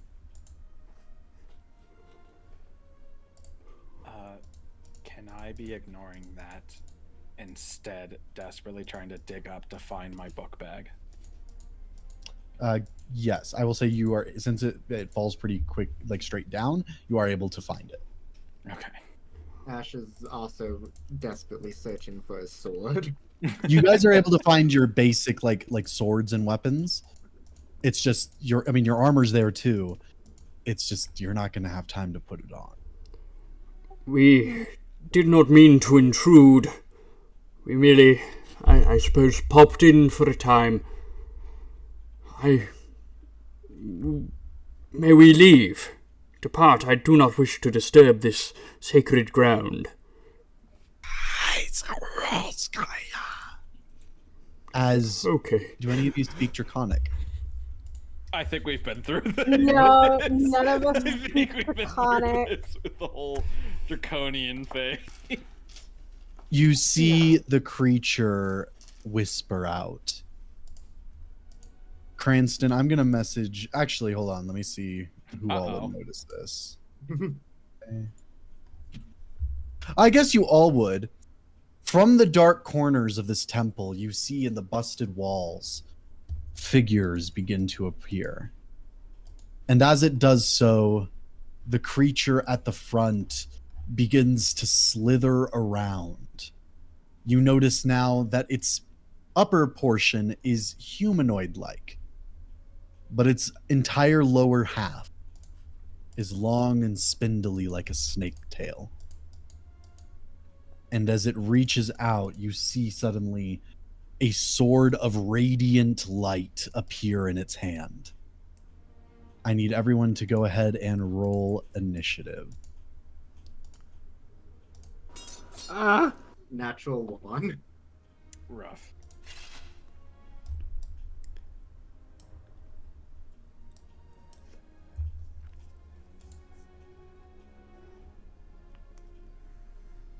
Why does D&D Beyond do this to me? Is that Dark Souls painting? And strangely enough, no. We have an ally on our side fighting the thing. That is Who is this man? It's a that is gnome. terrifying. This thing is terrifying. We look ahead of us. There's a man with a sword and a little red cap. I'm here. Dobby is a free gnome. he will protect Master Cranston. He is fucking ripped. Why I oughta? Help! Gnome Dobby's stuck in a glue trap. No. No. Okay. Can Cranston, what's your initiative? 10. 10. Amra? 9. 9. Ash? 1. Natural 1. 1 for a total of 3. Okay. Sec. Elric? 12. Looking good, Lavender. guys. Looking good. What was it? 9. 9. Godfrey? 10. Did anyone roll above like 11? We have 112. Oh, okay. I'm For assuming. Lavender and Amra, do you guys, who has the higher dex? I think Lavender. 16. Yeah, so it's Lavender. All right. And I beat Godfrey. You beat Godfrey? Yeah, I got weak baby dicks. Weak baby dick. Sorry. Oh, What? wow. Dexterity. No. Dude. Well, hey. That is. All right, I too walked into that sketchy. one. Yeah. You caused that one. You put the bucket Dexterity! on the yourself and then opened it. Dexterity. Welcome to the stream, everybody. Hope you're enjoying. The snakeskin savant is going to go first, Yay! as it is going to.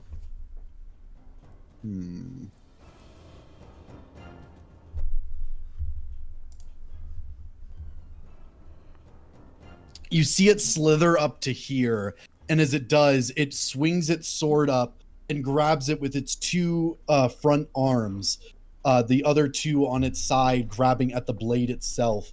As it slams it into the ground, a radiant line is going to appear right through here. I need Elric, Amra, and Lavender to all roll dexterity 16 saving throws. Oh my God. Amra and Lavender Oh. get a +4 to that save. My gosh, I'm not using D&D Beyond anymore. I'm gonna go downstairs and I'm going to go get my dice. I do not care. Oh my I'm God. not using that I'm going anymore. to use D&D Beyond dice forever.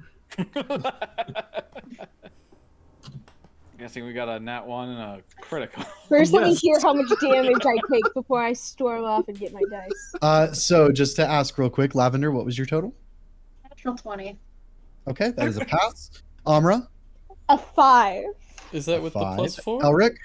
Oh, it's a 9 with a +4. Still not Nat- enough to pass. Nat 20, 25. Okay. Elric and Lavender, you will take half damage. Amra, you will take full damage. Amra, I need you to please take 49 points of lightning damage. That means that Barely. the other two will be taking 24 points of lightning damage. Sean, It's below average, too. Yeah, what's up? I would like to use Channel Divinity Rebuke the Violent. What does that do? Immediately after an attacker within 30 feet deals damage with an attack against a creature other than you. You're cutting out really bad. Oh, sorry. Let me get a little bit closer. Immediately after an attacker within 30 feet deals damage with an attack against a creature other than you, you can use your reaction to force the attacker to make a Wisdom saving throw, DC 16. On failure, the attacker takes radiant damage equal to the damage it just dealt, or half on Radiant. success. Okay. That is a fail.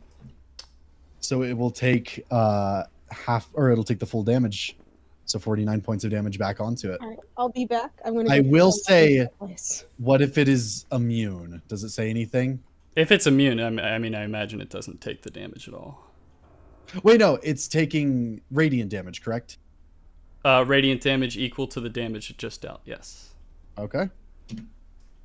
God damn.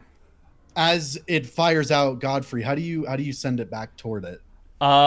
As this line of radiant damage arcs out, Godfrey grabs his amulet. He reaches out towards the end of the line, and he just pushes it right back around the others at the savant. I was gonna say, I'm like, right through everyone?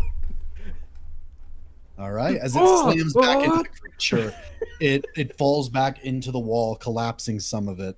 At that, it is going to end its turn. However, it does get to roll to see if it recharges its ability. That it was out of the thing. It does not. With that, we end the Snakeskin Savant's turn, and that will bring us to the cultists. Wow, we all really did do shit. I guess we did just wake up. I suppose this makes sense.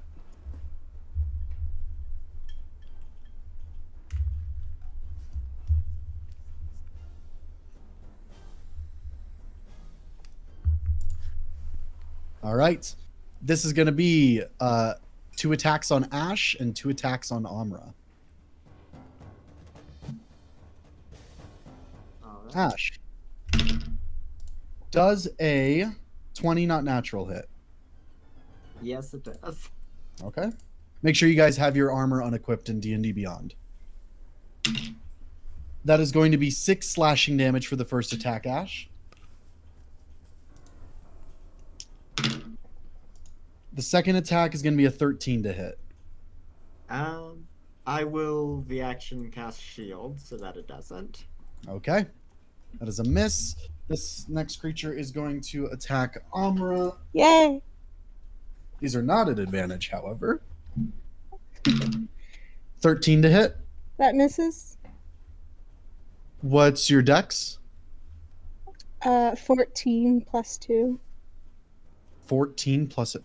You're not wearing your armor, though. I'm not wearing my armor, but she did pick up her shield. Ah, I see. I thought you had a low dex. That was way off. That is a 21 to hit.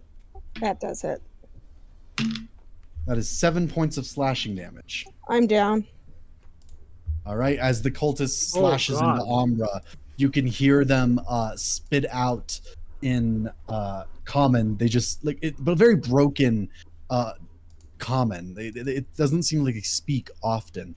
They go, "Vile elf." That is going to end their turn. And brings I'd us like to to use Sentinel. Sorry. Yeah, go ahead. So Oh, you whichever get one advantage, had. too. You do get advantage. Sweet. That is an 18 to hit. That does hit. Sneak attack, too. Actually, wait, no, you can only apply it once a turn, so I guess it's up to you. I mean, worth using. Fair enough. Let's see. I guess better to use it on a confirmed hit than take a risk later. Quick math. That is 16 points of slashing damage. 16 points. Immediately after downing Amra, Lavender, how do you kill him? Oh, beheading. Come on. Come on, who am I? Yeah. You Also, it's even more fun. You immediately just dismember him as he falls to the ground, bleeding and screaming. With that, we go to Elric. Okay, I'm gonna try and figure these guys out. Elric is going to. Yeah, I'll do that. He's gonna fire once at this guy and once at this dude. Okay. So that first guy, sharpshooter him.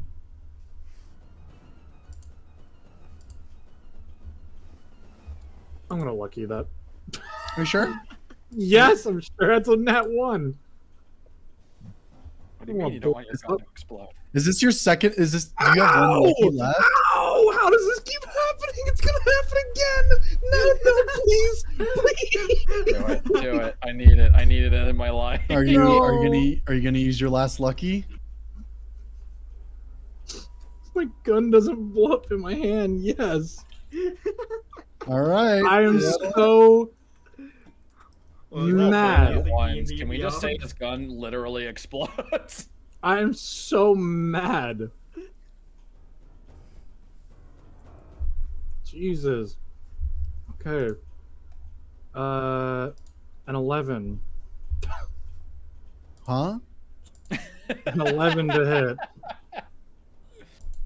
Did you? What? It's sharpshooter. Oh, okay. I was like, huh? Yeah, I'm that gonna guess does doesn't. not hit, unfortunately. All right, I'm gonna fire again.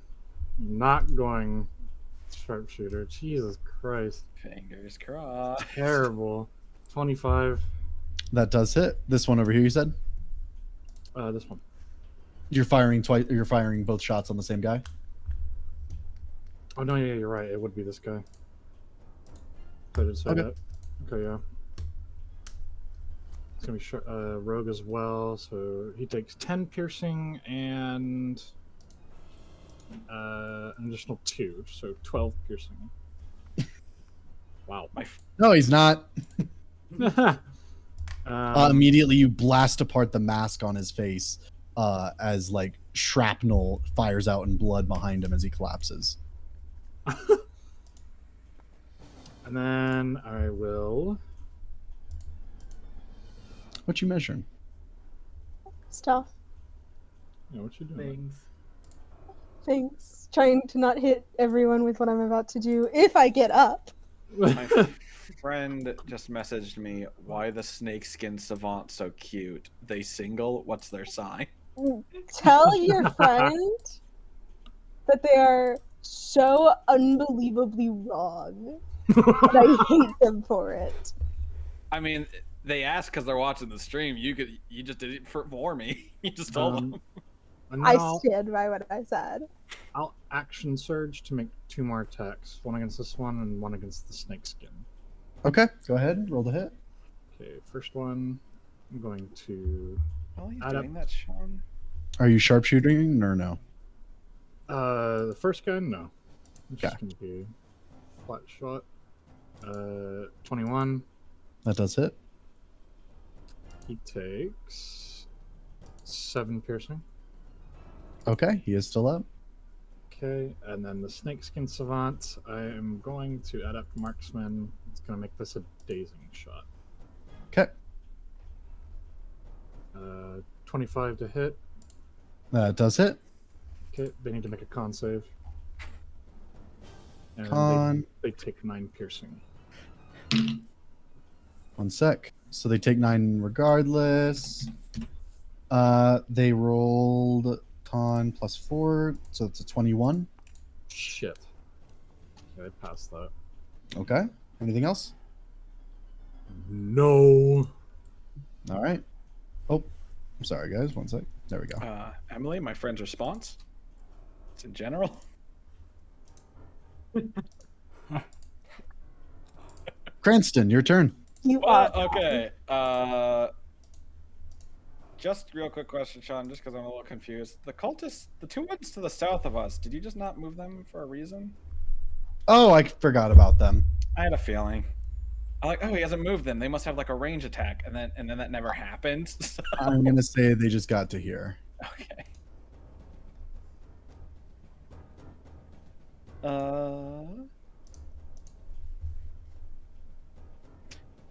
I'm still disoriented from the fall. So I think I'm just gonna start with a basic old dagger attack and stab the man next to Elric. Understandable, really. I'm not really in spell casting mode just yet. Oh my gosh, that's very nice. That was a nat 1. Okay. Okay. Total is 24.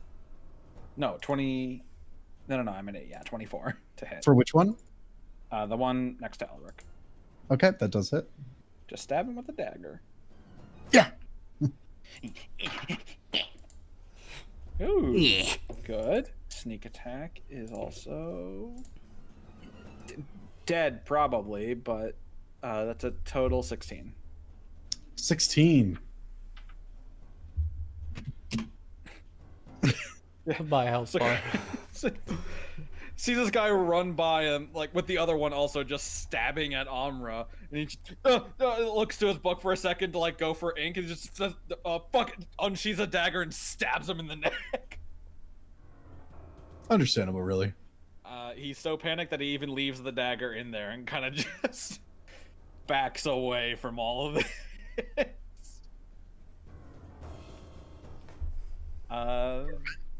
That is his turn. Okay. That will bring us to Sir Godfrey. Sir Godfrey is going to bonus action Sanctuary on himself. Okay. So that's up. And then, whoop.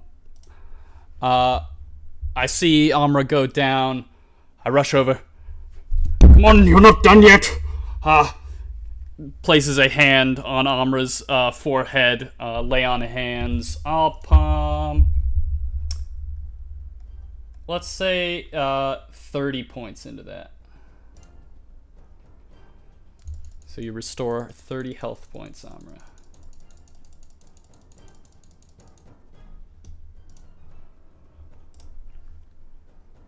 Amra, are you there? Is Armor still gone to go get dice? Oh, I'll Maybe? BRB. I will do what I need to as fast as possible. Don't worry. Okay, well, I'll just let them know when they get back. All right. And then... Would it be a free action to show the Snakeskin Savant my amulet of 𝐄𝐱𝐩𝐿𝐵𝐷? Yeah. Okay, I'm gonna show it off to them and hope it does something. Okay. Anything else? No, I can't do All right. anything else. That'll come. Let me just take a note. Yeah. All right. Oh no. Lavender, your turn. Okay, so panicked Lavender will first kind of flick her arm out and cast Ice Knife at first level. Toward what? The snakeskin savant thing right in Is front of that her. a ranged spell attack?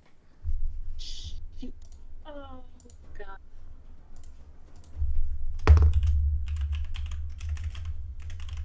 Yeah, okay, never mind. Let's go for what? Okay, produce flame. You know what? That works. Okay. And then we'll just go and try and bring it towards the snakeskin savant. That's an 22 to hit. That does hit. Roll damage.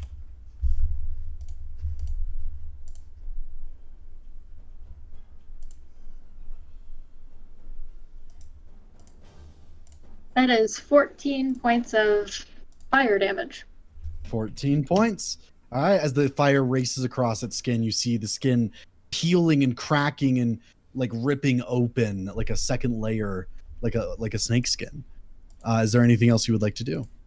Yes. Lavender will then bonus action wild shape into a brown bear. Lavender returns. Yeah, Lavender. It was that or a giant spider, so. Balenciaga swing set.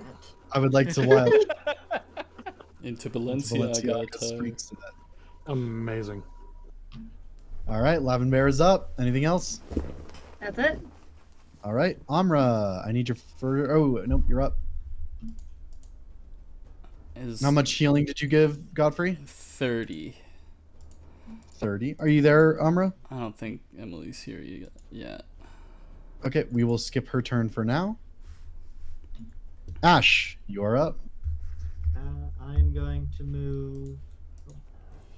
Click the right thing. I'm gonna move up here, and then could you help me of what a 30-foot cone looks like? 1 sec. 30 foot on D&D 5e. Here we go. Here's some good math. 'Cause I would imagine just like everything in front of here, like the 3.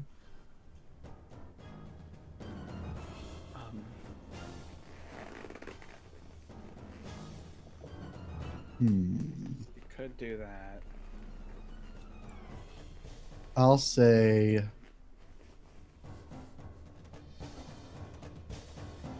I think you'll hit Lavenbear from there is the issue.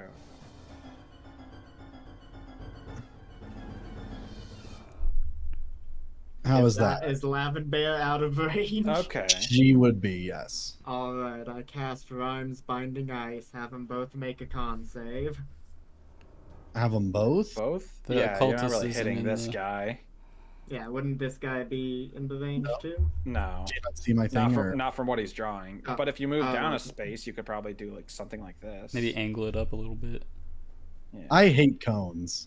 Yeah, I don't like them either.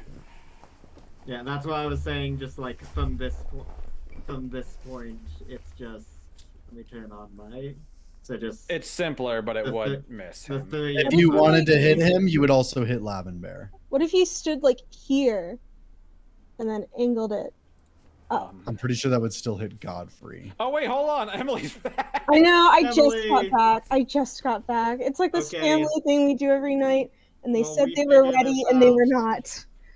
Well, we figured this out. You can go ahead and take your turn. Are you sure? Okay. What do you mean, are you sure? We skipped yours to get to Ashes.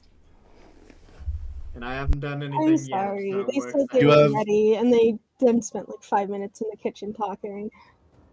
You have 30 feet of, or sorry, not 30. You have 30 hit points now. Yep. And I thank God for that. I'm going to get up. All right, 10 Thank feet. God. I'm Free. going to cast Healing Word on myself at 3rd level, which I'll roll and add on my own. And then for my action, I'm going to cast. Let me double check my measurements. Yeah. I'm going to cast Fire Strike right there. What does that do? It is a dexterity save. On a fail, they take 46 fire damage and 46 radiant damage. What is it rolls again? Dexterity save. For a dex save, that is an 11. That is a fail. So let me roll that real quick. Yeah, imagine like a pillar from heaven striking down. Yeah, I think that's how it's like literally described. Yeah. As it comes through from the heavens above through the hole you created. Just a beam of light from the fucking moon. Honestly, just imagine a hammer of dawn. Godfrey gets flashbacks to the Templars at the docks. I think it is like almost the same spell. Oh yeah, that's what I used. Yeah, it's Flame Strike. That is going to be 19 fire damage. And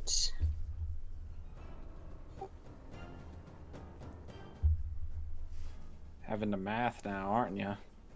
yeah, 17 radiant damage. 17 radiant. Woo! It is not looking good. I only have one set of dice, but I'm not about to use I'm not about to use the digital ones. I don't trust them anymore. I understand. That's bad. That is my turn though. All right, Ash, I will let you, standing here, target them both. So what do they do? Make a con save. The cultist, probably not going to pass. That's a 5. That is a fail. Then Snakeskin Savant, for con, you said? Yes. That is a 23. That is a pass, so he takes half. Okay, roll damage. That is 10 damage. This is rhymes. Yes, so ice damage. All right. Cultist is dead. as he dies, it was how much damage again? 10 damage. So 5 for him. Yep, 5 for him. And Alright. yeah. And that will be my turn. Okay. That brings us to it again. Oh fuck. Something on my desk fell.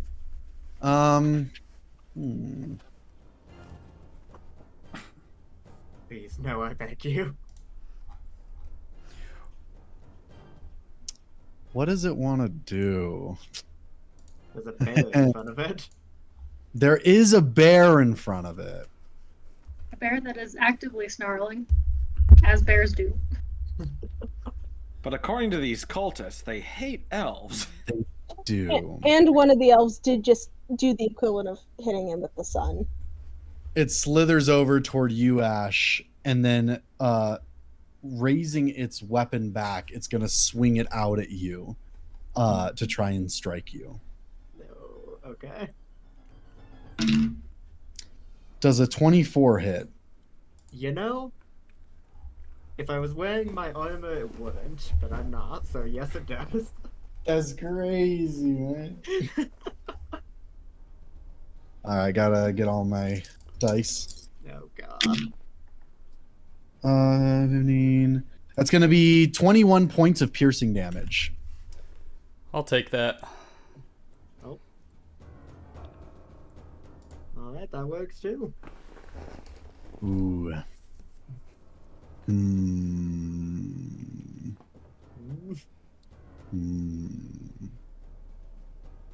Yeah. And then it's going to, as it's doing this, you might not notice it, but suddenly you do, Amra. Its snake tail has slithered up to you, like between Godfrey and Lavenbear, as it is going to attempt to use its constrict attack. That is a 26 to hit. Yeah, that hits. There's going to be a few rolls. To start us off, I need you to take 13 bludgeoning damage. Okay. With an additional 21 slashing damage. Okay. And as it does this, you are pulled closer to it and then over to here. It is now constricting you. You are restrained. And then with that, it is going to...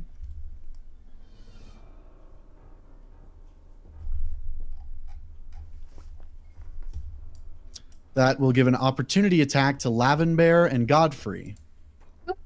I'll if take you'd that. like to take it. Okay. Your At will sanctuary drop. is over. Yep.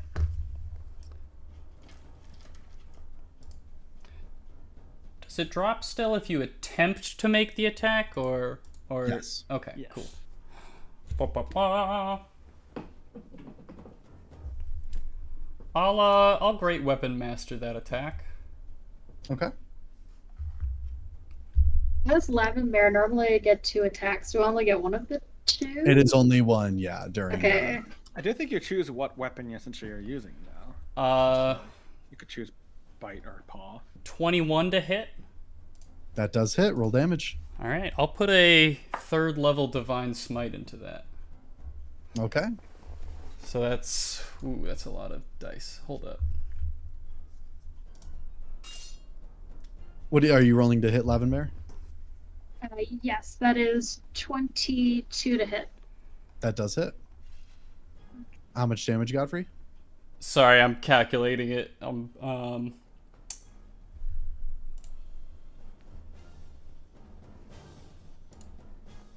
So that's 15 slashing damage from Lavenbear.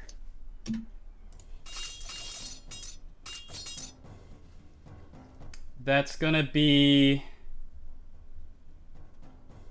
37 point. Well, hold up. So that's 22 points of slashing damage, with an additional 15 radiant damage. 7. So that's 37.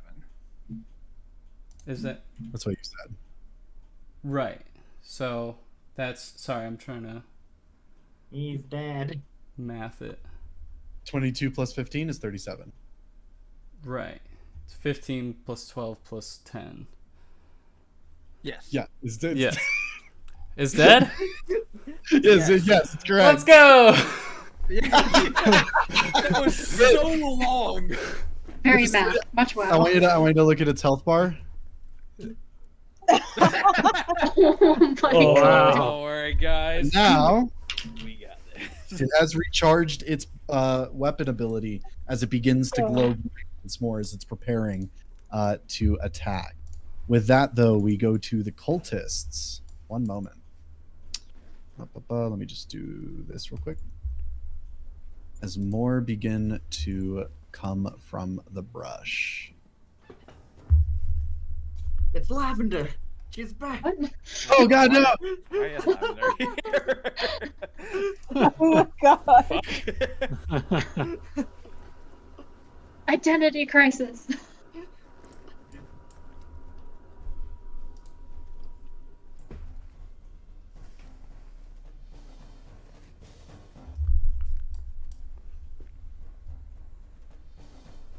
Doing okay, all right.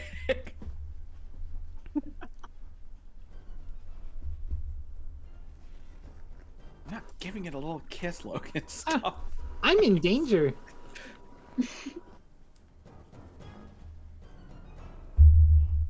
That's a lot of cultists. Yes. Alric, you're gonna take. Did you attack? You're gonna take 4 attacks. Oh, what a dick! I suck. Well, you know what The they first say. one is a 10 to hit. Misses, thank God. 20 to hit. I'm Ah. gonna roll them all first. 8 to hit. Misses. Oh, these are at. Oh yeah, they are at advantage. What am I doing? Sorry.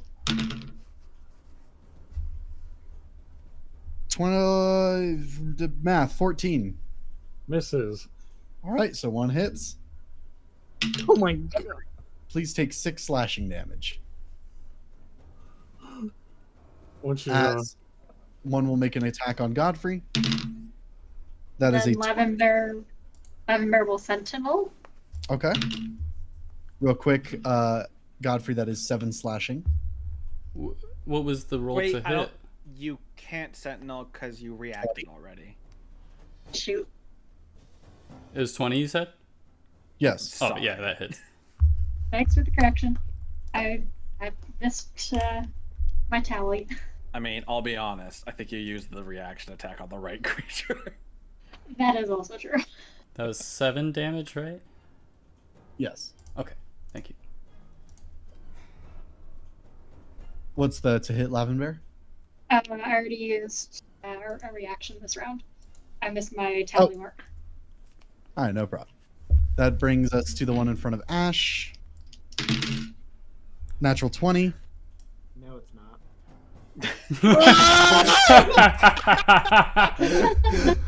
This is torture. All I Womp. want. That 20 now. Womp womp. Hold up, I got the noise. 12. That beats. It meets Meets. 7. Half to 3. Bastard.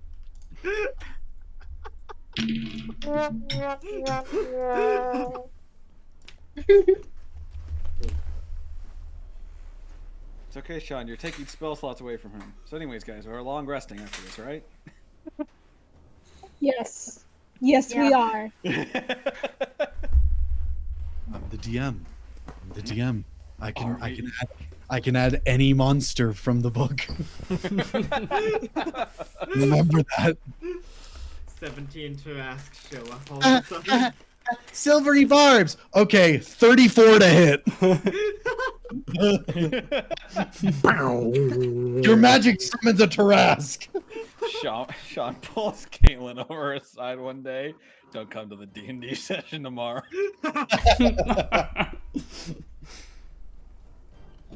All right. I'm gonna Uh, look up Picture of a myself, by the Tarask. way. Understandable. As you all are fighting this as well, you begin to see shadows dance around the room as light begins to filter in, as two knights begin to approach at the southern end of the temple. Ooh. Hello. That will then bring us to Elric. Okay. Let me see here. All right. I'm gonna fire. You know what?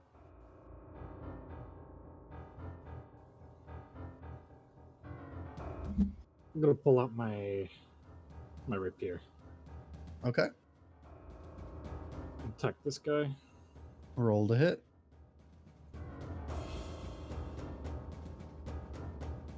Not 20. Ooh. I'm gonna add an 8 to the attack. Okay. It's probably a safe bet. That is 19 piercing. 10 more than you needed. He's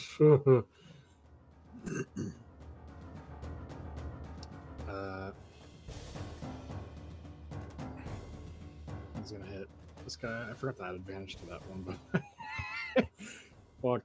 I'm gonna go for this Why guy. do you need it after a crit? Well, you know. Let's see. 27 to hit. That hits. Roll damage. Happy. 9 piercing. 9 piercing. That is exactly what you needed. As two cultists drop down dead before you.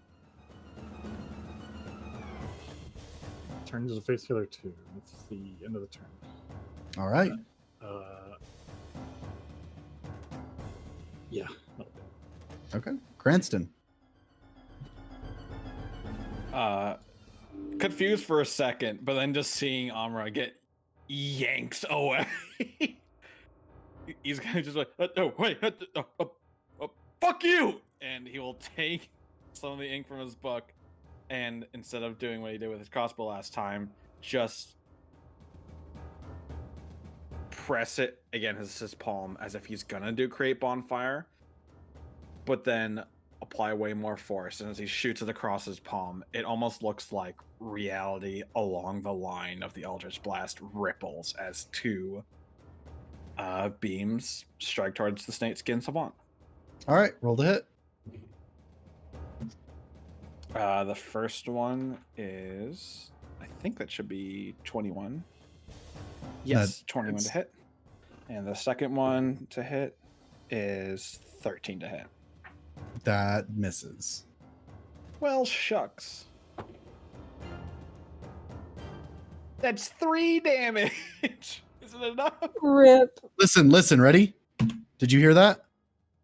Did you hear that sound? I heard the sound. I'm not liking Hold the on, lack you of hear this, results. right? You can hear that, right? Yeah, I can hear that. Okay, hold on. One feel. 1 health or it is dead. Look at no Mike. I'm looking.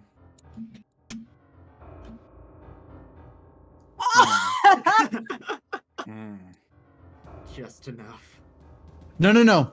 Oh, That sound. That's the after. Oh, That's the I see. after. No, it isn't. Is it not? That clicking sound was me hitting print screen. Oh. Okay. Womp womp. As the snakeskin savant lifts up Amra, you see its like chest begins to open up into a huge, wide set of teeth as it dangles her above it, as if it's about to consume her. But as the Eldritch Blast snipes into its head, it collapses to the ground dead, dropping Amra a few feet away. I was gonna be running over anyways, just to like get next to it for the sake of like reacting if it like continued running away. He's gonna try to catch Amra, probably fail miserably, and just have her just like land into him and collapse to the ground. Do you know what I I will heard? willfully be prone for this joke. Do you know what I heard? What I thought you were going to say when you said you were going to run up to it anyways, to like get up to it if it like didn't work or whatever. I thought you said you were going. I thought you were about to say that you were going to like go up to it and like pose for like a fucking selfie or something. Like in Spider-Man PS4, when you like defeat like a villain and it's going through its death animation, you do the selfie mode. Yeah, I can see like Cranston holding a phone up and doing like a little peace sign, like "lol, just destroyed this guy." Some stupid shit like that. God, you gotta call me out like that. God damn. By the way, funny thing, I was gonna run up to it next to it to like be able to do an attack of opportunity if it continued running away. I wasn't kidding when I said I left my dagger in the other guy, and if you remember it, I gifted my other dagger to another person, to the lion. So I legitimately would have had to punch it as my reaction. Hell yeah! How much damage do you do on a punch? I don't have the worst, so two Not too bad. All right. With that, we go to Godfrey. I'm on the ground now. Godfrey is gonna start hitting things. First, this guy. That's gonna be a nat 1 for a total of 10. Nope. I figured, yeah. What do you mean you didn't beat the default AC? That's much. Well, not much better. That's a 13 to hit. That does it. Hey! That's gonna be 14 slashing damage. 14 slashing. Immediately, he drops dead before you. All right. Looking towards Cranston, Godfrey's gonna call out, "Is she alright?" Yeah, I think so. I don't know. I don't feel alright. You doing good, Hamra? I love you so much. I will do... Shield of Faith on Elric. So you have a +2 to AC, Elric. All right. Anything else? That is gonna be it from me. Actually, that's not gonna be it from me. I'm gonna step over here next to Elric. All right. That brings us to Lavender. Okay, so Lavender is going to come around in front of... Oh, still in the measure feature. It's so nice to have 40 feet of movement. Lavender is going to come around here. In front of... in front of that one. And then, let's see. We'll be attacking this one with both bite and claw attack. Actually, no, one of each. So, bite attack on this one and claw attack on this one. On the one next to it. So, that is 17 to hit on the bite attack. That hits.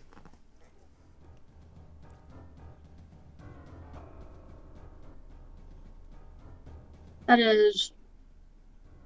Hold it a second.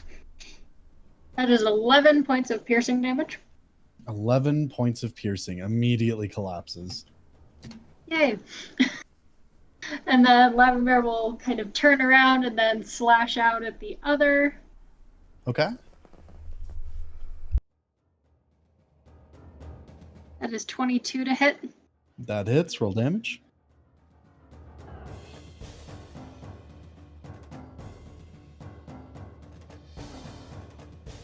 That is 15 slashing damage. All right. looking at these two knights. Just like when someone beats you to the quest objective. That's what I was thinking. Like, they've been on a quest to go to this temple and vanquish this great evil. We just fall in. We just fall. Yeah. We fall in and panic, slay the fucking boss. That brings us to, unless you have anything else, Lavender? That's it. All right, that brings us to Amra. She will get off of Cranston. Thank you. And then she'll cast Toll the Dead on the one in front of Ash, which is a wisdom save. Wisdom. 2. That is a fail. Nice. So he takes... He hasn't taken damage yet, so it's the lesser amount. Yeah, but that's still 17 necrotic damage. Sean, I tried to give you something, man.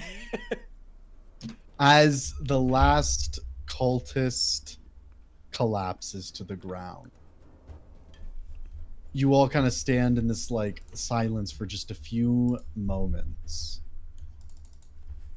before suddenly you all come to realize the sounds approaching you. That being the sounds of metal footsteps. At that, they enter... My bad. How dare you? I'm so sorry. They enter into the room, and seeing you all, one of them carrying a torch goes, blast it, Clara! I told you we had to hurry. And the other one with the black hair kind of takes their helmet off and looks at all of you with like a squint. Before her eyes settle on you, Godfrey.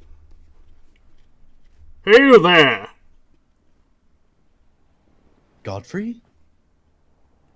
Hello? Yes, that is me. Do you know me? Take your helmet off. Very well.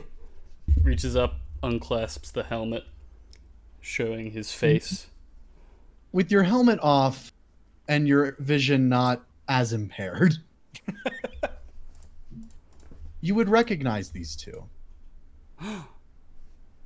This is Clara and Cinna Vispwin, 2 knights of Ensavion. My friends! It is good to see you! Clara takes a step back. Cinna, though, however, goes, Godfrey! And, like, runs forward. I'm also running. And tackles you. Yeah. Hell yeah. Big hug. Big hug. What are you doing here? As she kind of dusts herself off and stands, she says, well, we were going to do what it looks like you just did. Oh, apologies. We, happened to, pop in for a moment. And, what was that thing? Clara kind of walks by you all, going to the snakeskin savant and kind of kicks it with her foot. And she says, one of the savants. They are priestesses of the Endless One. Or at least they used to be.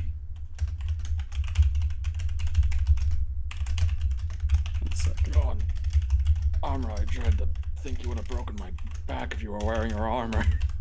I wasn't. I know. I see. Well, I also think I got, like, half my blood on you. Oh, cool, thanks. Oh, hello, who are you? He finally looks up to see Clara looking at the snakeskin savant. Ash is going to follow the one girl over who went to go to the snake, and will stab it with his sword, cursing in a vessel. As you do that, its body shifts, and you see its hand kind of like sitting there limp on the ground. On the hand is a ring, and in the hand seems to be the sword it was wielding, this kind of large great sword. Or sorry, not. Let me actually check. See if it is a great sword. It is a large great sword with two kind of hilted areas for like using both of your hands to wield it. It is no longer glowing, but it does have these kind of like jagged ridges in it. It is not a good-looking sword. Perfect for Ash. Ash will walk over and investigate it, and pick it up. It's quite heavy, but I mean, if you have the proficiency in greatswords, you find that it's able to be wielded fairly well. I do not. You don't have Oh yeah. Yeah. How do you not? Because you're not a fighter anymore. Oh. Oh wait. Yes, I do. I was gonna say, how do you not have it if you have like levels Never in mind. fighter? Never mind. Yes, I do have. All martial weapons. Forgot about that. Okay. Thank God. Allow me to introduce you to my friends. That one there is Elric. That one is Cranston. We have Umbra, Ash, and Lavender. That's the bear. As Godfrey is introducing each of you, the blonde-haired one. Oh, I'll also post their art in the art chat. One sec. This is... That's Clara. Oh. And this is Senna.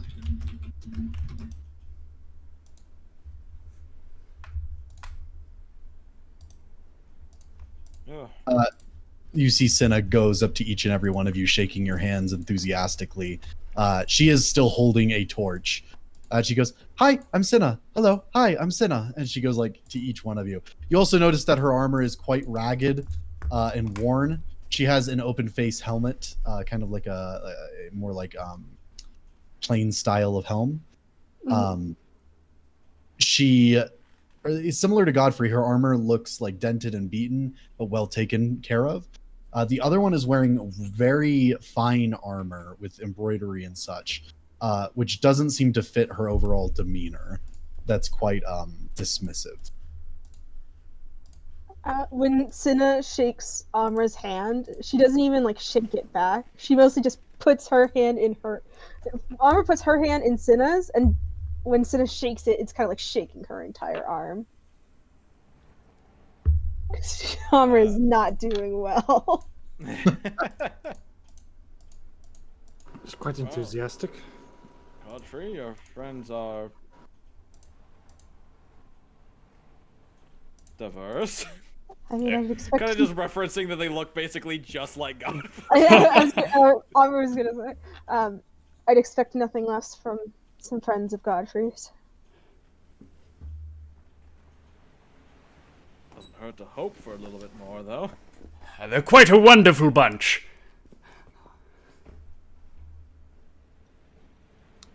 You're Godfrey, you didn't introduce the other way around. Who are your other friends? Oh, pardon me. This is Clara and Cinna. One moment. Vispin. Vispin. Bar or...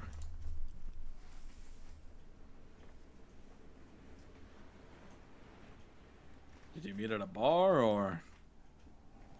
Where did I meet them, Sean? Where do you think? Just at the Citadel?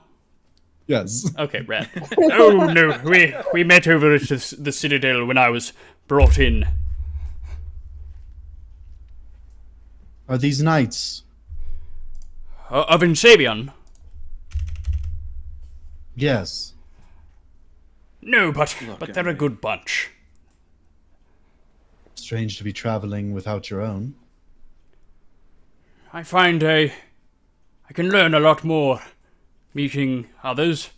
Plus, I have the mission as well. Mission? Yes, Sorry, one moment. If you remember, there weren't a lot of people at the Citadel when you received your mission. This is true. At that, Godfrey's face is actually going to fall a bit. Right. Yes. I stand with your friend here. Mission? You see, sorry, one sec. Music is changing. 𝐒𝐒𝐁𝐒𝐿. Have you heard the news of him? They both shake their heads. And Cinna says, "What of him?"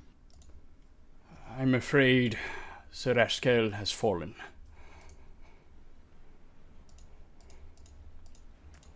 Fine, Savion. Indeed, it was a grand loss.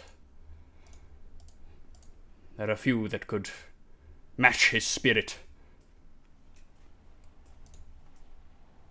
Well, what quest did he give you, Godfrey? Yes, he was able to make it back to the Citadel before he passed, and he delivered a message to seek out the heroes of Snowden, and here they are, he says, gesturing out to the rest of the group. See, the treasure has been found. Clara's face kind of hardens a little bit.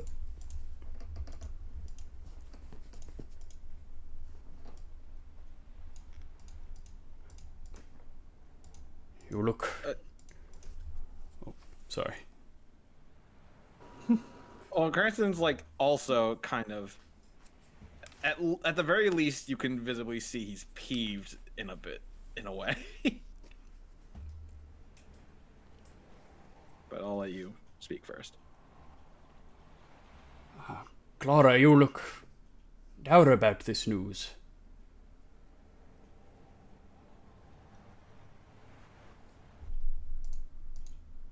Godfrey, I don't mean to sour your mood, but are you certain that the news that was brought to you was to be trusted? Do you imagine 𝐒𝐿 would lie? No, but myself and many others of the Order know you to be a very, superstitious man.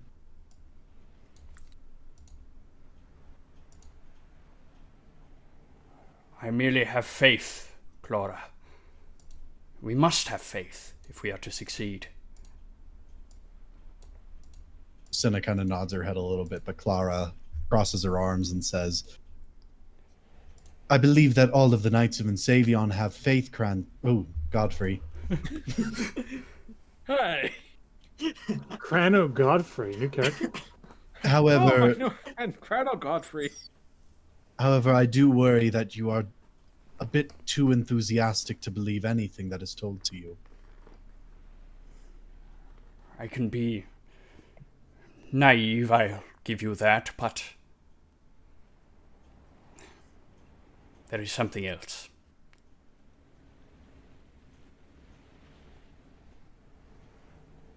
I don't know if you'll even believe me, but Maya has spoken to me.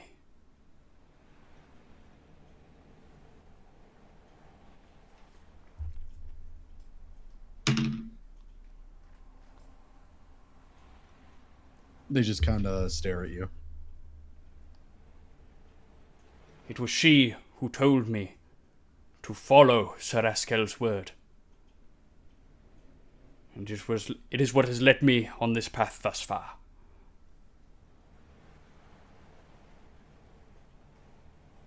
They look at one another for a moment, and then they look back to you. And Cinna steps forward and kind of rests a gauntleted hand on your shoulder, Godfrey.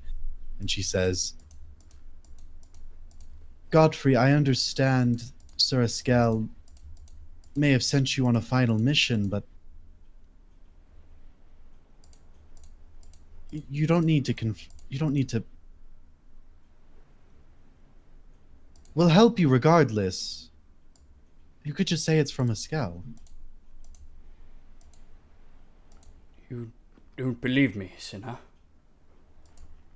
I'd like to, but well, we didn't become Knights of 𝐿savion to follow false gods.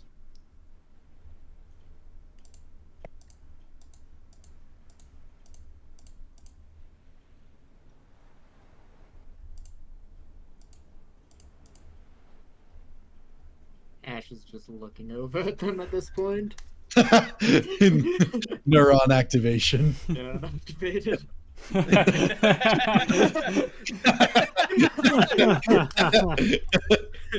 Yeah, just Ash looking at Godfrey. Yeah, how can you follow a false god? Godfrey's he's looking a little heartbroken that he's not believed in by these two. But he'll go on. He'll say, "Look, believe what you will. But Sir Askel did send me on this mission."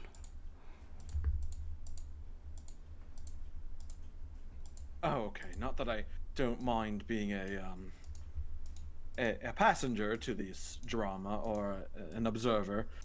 What is this mission? It is as I told you when we met. Among this treasure is an artifact that could be capable of bringing a great peace to this land. To the dwarves especially, who have known nothing but a fractured life. Something that could unite them.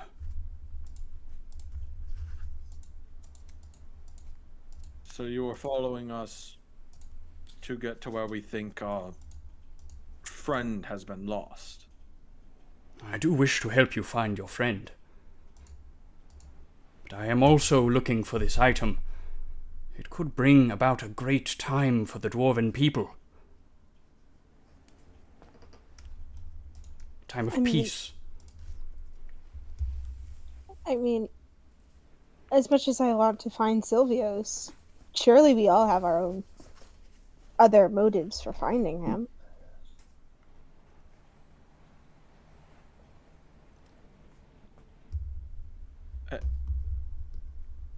What do you mean? Like, I want to find him because he's our friend, but the things he's found, what he's uncovered, the knowledge he holds.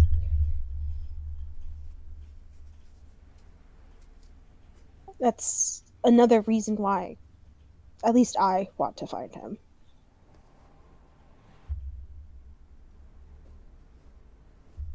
Okay, a lot suddenly coming out in the open from everyone. I'm not feeling very good. I am very much missing a good majority of We're my all blood. sleepy. Clara, Senna, I don't know if you know this. We didn't show up here willingly. I'm sure when you were on your travels and you came to this place to kill this vile fucking nightmare, quite frankly, there was no big hole in the ground beforehand. Well, that's how we're here now. Seems so. We did fall from quite a high place. The way back is not too far. That's helpful, I suppose. Look, we're willing to talk a bit further out, but we've had quite a rude awakening. Perhaps we can all sleep. I mean, it's night. I don't imagine you've enjoyed marching your way through the night to have this battle you intended. It's night? She looks up at the sky and kind of peers closer and she goes, "Oh, Clara, it's night." And Clara just kind of rubs at her temples. I love her. I can't have a repeat of I already went through this with Godfrey.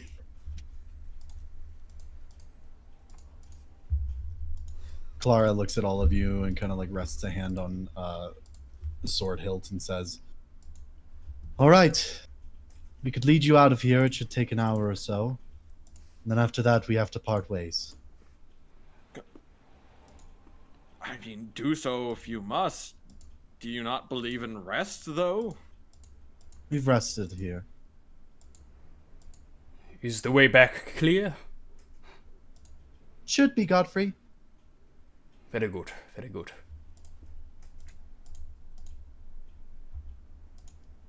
All right. There's a lot of questions to ask. With that, they turn and they begin to walk off toward the entrance to the cave that they came through. Just to make sure, is anyone doing anything before they leave? Helmet back I on. am regathering all of our things. Yeah. At least all of my things. Same.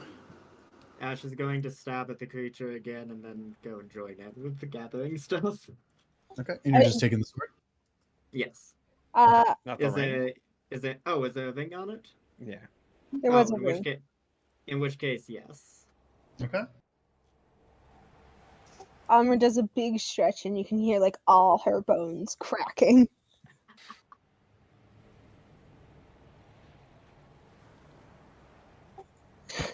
Honestly, out of my top 10 ways to die, that was not one of them. I think I have rocks stuck in the bottom of my sleeping bag.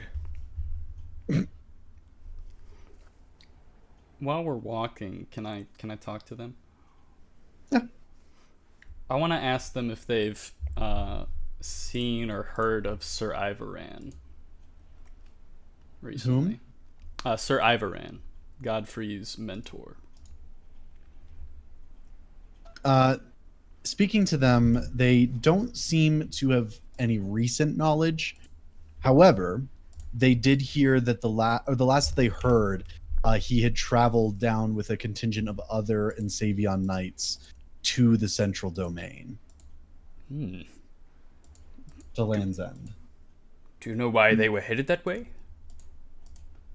No idea, but my best guess is that they were going maybe to speak with someone or complete a contract or help where they could. Clara kind of just rolls her eyes at that.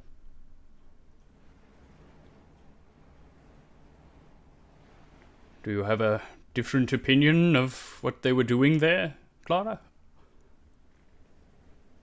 More than likely just dying. Why would you say that? It's true. We don't contend with Templars. Why go to the heart of where they are? There is more we can do than just fight. Nothing meaningful. That's not true. Godfrey, maybe you've imagined some sort of higher purpose.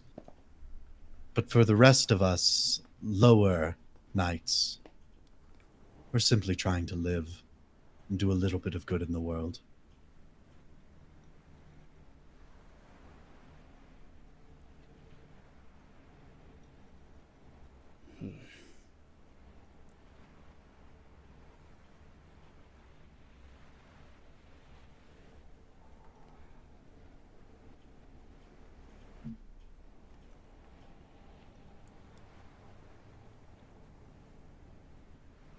Anything else? That's gonna be it. Godfrey's just gonna kind of sit on those words for a little bit as they walk. All right. After about an hour of trekking through these caves, moving upward here and there, you all eventually spill out into the forest once more at the set of two large doors that seem to lead into the cave system you just came from. It's there you see a little campsite that was recently deconstructed, most likely Cinna and Clara's. I'm beginning to understand what you meant. Yes, it was quite good. We had fish. Ooh, that actually sounds nice after having soup for weeks. It was nice. And weeks. Do you not like my soup, Cranston? Variety's the spice of life. I make different soups. This point has like 2 hours passed, or is Lavender still able to be a bear? At this point, yeah, you'd still be a bear if it's 2 hours. Yeah. Is there like a stream nearby? Yeah, there's probably like a little creek with some fishies. Lavender will go and catch some fish. Go ahead and roll survival.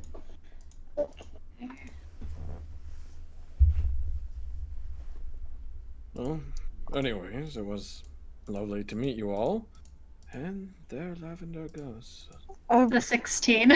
If we're gonna rest, shouldn't we rest at the already built camp if it's okay with them? You can take it. I don't mind too much. Clara just kind of nods her head as Lavender walks off into the woods. I appreciate it, and then Armor will very carefully sit down and then collapse backwards so she's laying on her back. All right. At that, Clara and go ahead. As they're about to head away, Godfrey's gonna head over to Clara, and he's going to hand over his ancient 𝐄𝐱𝐩𝐿𝐵𝐿 medallion. He's gonna hold it out towards her. Here.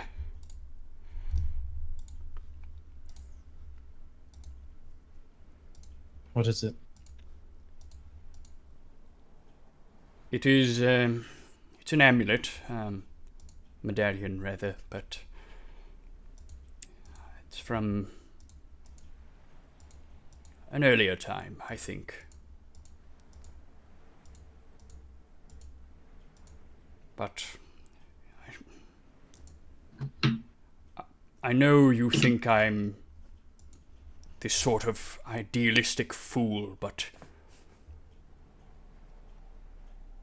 we are all capable of so much more than we think we are. And I hope this helps you remember that.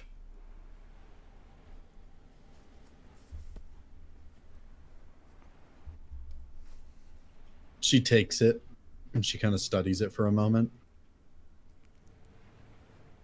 And then she just kind of nods and starts to walk off. All right, I'll head back to the others. Well, Senna will give you a hug before she leaves. Yes. Big hug. Big Godfrey hug. Stay safe, Godfrey. You as well, Senna. It's a dangerous world out there. For others. Because I'm in it. And with that, she starts to walk off. Should we be worried about that? No, she'll be fine. Are you certain? That felt really general, like it wasn't specified to any threat. It was kind of like an everyone thing. I'd like to intimidate the world. Natural 20.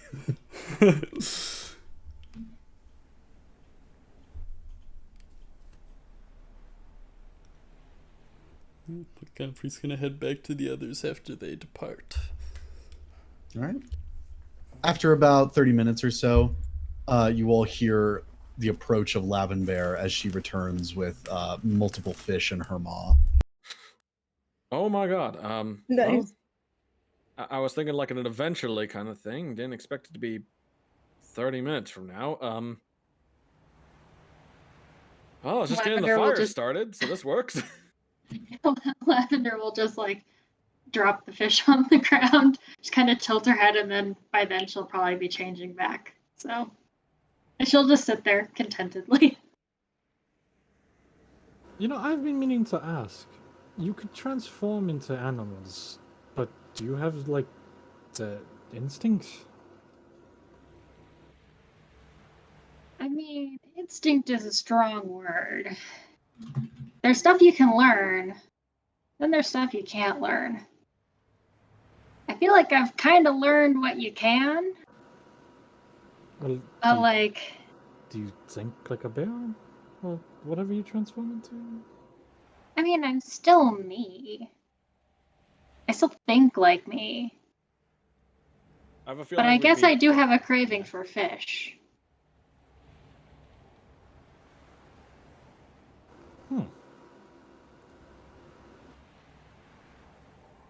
Speaking of a craving for fish, Cranston's gonna start working to try and cook these up. Okay. For the sake of brevity, It's gonna be a midnight snack and then probably back to bed. you all are able, to make your food, and then able to get back to sleep. As the next day approaches, go ahead and take a long rest. Before I take a long rest, rest, would I be able to ritual cast Identify on the sword and ring? Yes. The sword is the Savant's Hollow Blade. It is a +2 greatsword. +2. Ooh. You said we get a short rest? Good. But it No, looks long rest. a little. But it looks a little evil. It doesn't have any evil Exactly. properties. It doesn't. It's not cursed. From when he cast a spell, he can tell there's no curse. It just looks a little evil. That's it. Can you imagine Who knows this everything jolly, that Ash has? this jolly great man using an evil greatsword? Patrick, that's the Frostmourne. Yes. Yes. All right. Cue The ring. intro. The ring What are is you a doing? ring. The ring is the ring of protection. It's like a condom. The cock ring of protection. You. No. No. It puts the ring on its pee-pee. You know what? I'm sorry. This is my fault. I created this chain You reaction. caused this yourself. Oh no, it's sorry. back. I'm just mosquito brain, and I'm just word associating everything I can. All right. Do I just wear it, or does it require tuning? Oh, yes, it does. Answered my own question. In which case, unless anyone else wants it, I'll take the ring of protection. No one even really knows you're talking. That is true. I You did can just speak yoink it. it. All right. With that, go ahead and take a long rest as the next day arrives.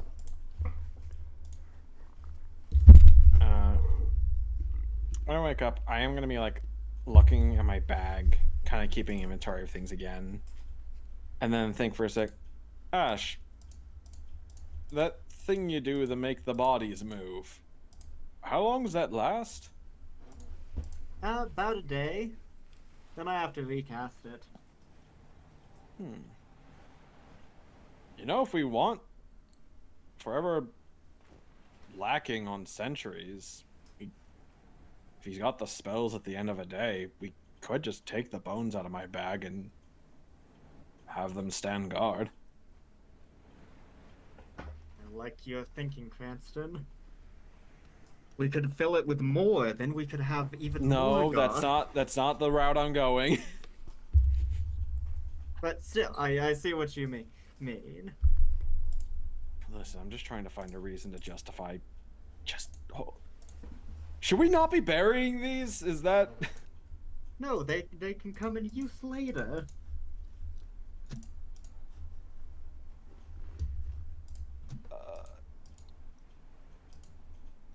thoughts on everyone? I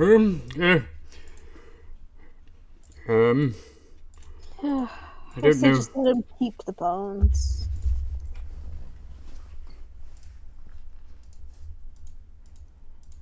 It's like a child who brought home a pet.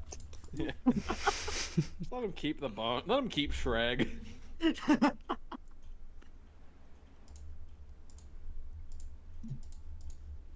All right. Just letting you know, if this bag gets too full, that's the first thing I'm getting rid of. Okay. That's fair, I suppose.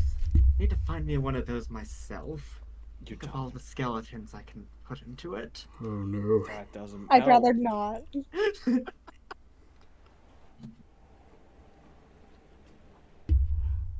You could only fit like a skeleton in there. I mean, it's not that big of a bag. God. Anyways. What? At some point you need. I've accepted you're real at this point. Oh, thank you. I need you to believe this bag is real. What do you mean? It is a bag, yes? That can fit Winterkill. I'm not following.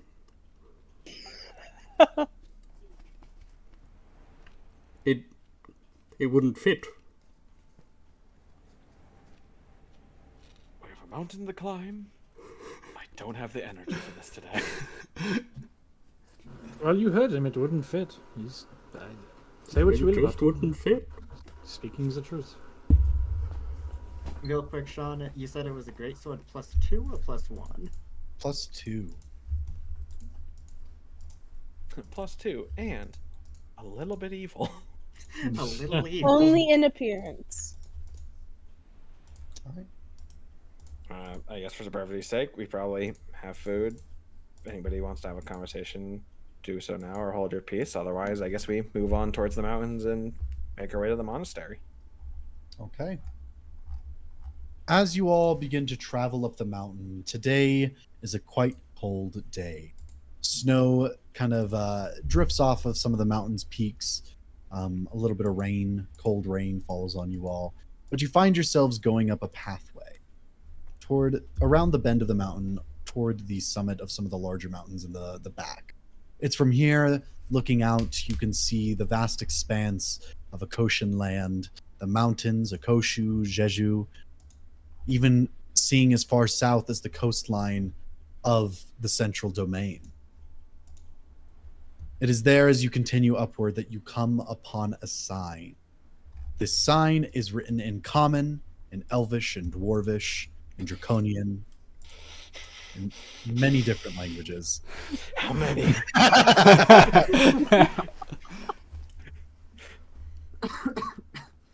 Would you stop, Sean? Oh my god. Yeah, what languages, Sean? I just Name listed them all. God damn it. This is never gonna get old. And it says, beware, turn back.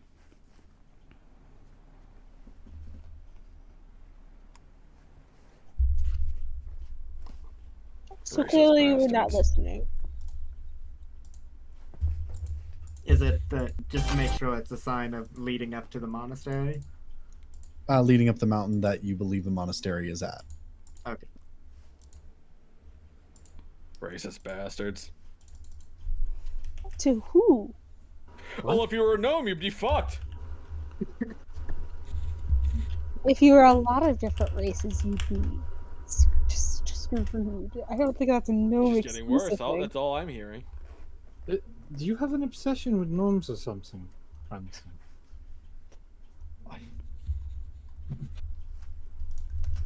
It's the one thing I have, and no one speaks it apparently. I thought it'd be unique. I grew up in a small town. I didn't know how elf-focused most of the world apparently is. So you learned Gnomish? How did you learn it? Yes. If no one speaks it. Well, no one beyond the people who apparently taught me speaking. More specifically, I'm surprised that there's not a story to this. It's just you decided you wanted to be unique, so you just learned Gnomish. I didn't want to be unique. It was a code word thing. A code word? Code for Yes. Well, now that I think more on it, it probably worked as a code word because no one spoke it, but I didn't think of that at the time. what? Code for I can speak to fairy tale creatures.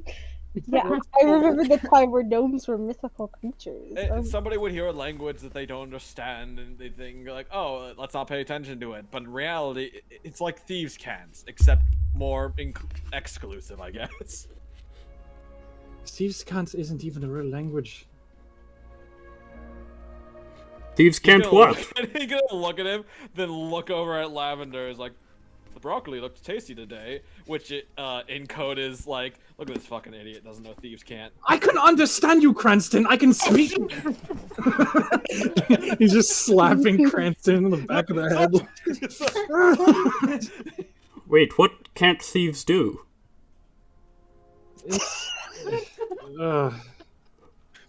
Looks like Godfrey looks over at Elric. Godfrey, the Elric, fuck, the broccoli looks tasty today.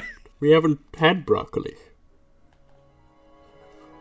Oh, stop being mean to Godfrey. Stop being mean to Godfrey. Yes, the carrots were especially good too. He's basically There were carrots? He's telling them, I cannot believe you are doing this right now. It's just Cranston laughing at this. I can't believe they didn't tell me about the carrots. I could have used that in a soup. It's getting better every time he talks. You have to tell me next time. Okay, buddy. I will make sure you will get the carrots next time. He's saying thieves can't. We're never telling him how to understand this. We're keeping this language between us. We're never teaching him. Elric and Cranston have finally agree on something.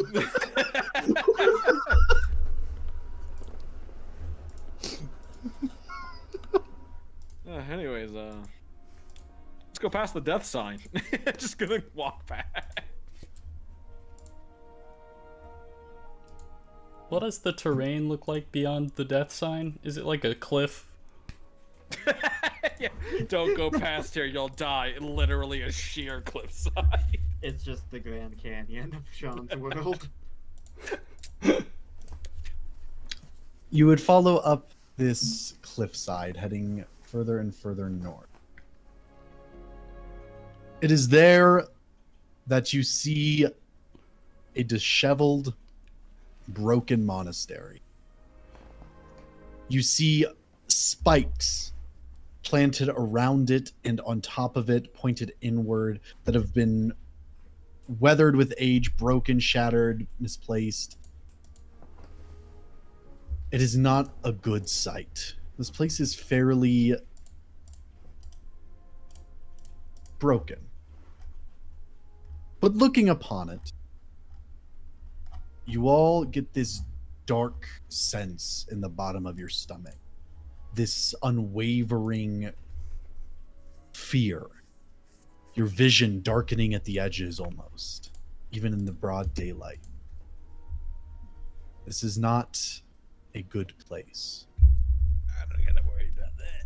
Can I divine sense real quick? Yes. Detect good.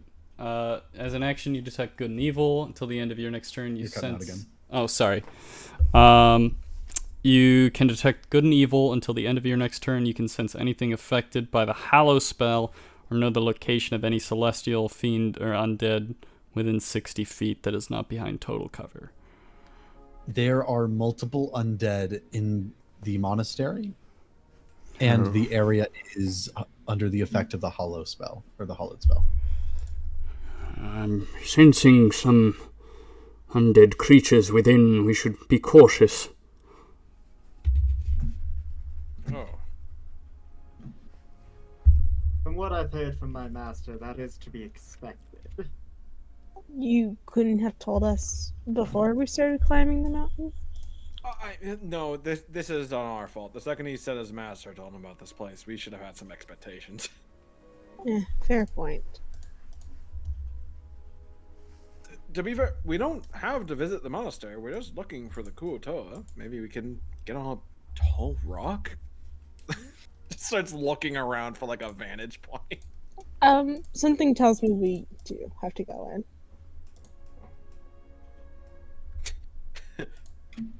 What do you mean, Amra? It turns out Sean, the DM, has a gun to Amra's head. Ash will just begin walking towards the monastery very nonchalantly. Oh. Amra will too. I'm looking for a tall rock. I'm not seeing that. She is fully prepared to, like, do things. I'll go in. As you all approach the monastery and this feeling gets darker and darker, we're going to go ahead and take a break. We'll be back in 10 minutes, so at 9:45.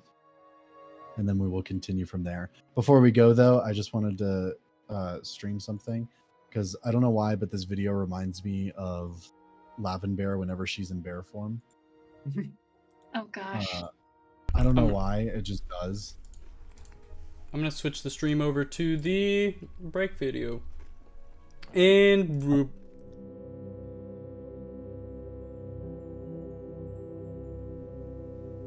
The Age of Creation is the longest and most vague timeline-wise of all of the other ages of the world. Specific dates have been lost to time due to the many calamities that affected the long-lived races of the world at the time. It was not until the second era, the Age of Dragons, that an established timeline would come around, but we'll get to that in time. At the beginning of the Age of Creation, the Elven Halls were established.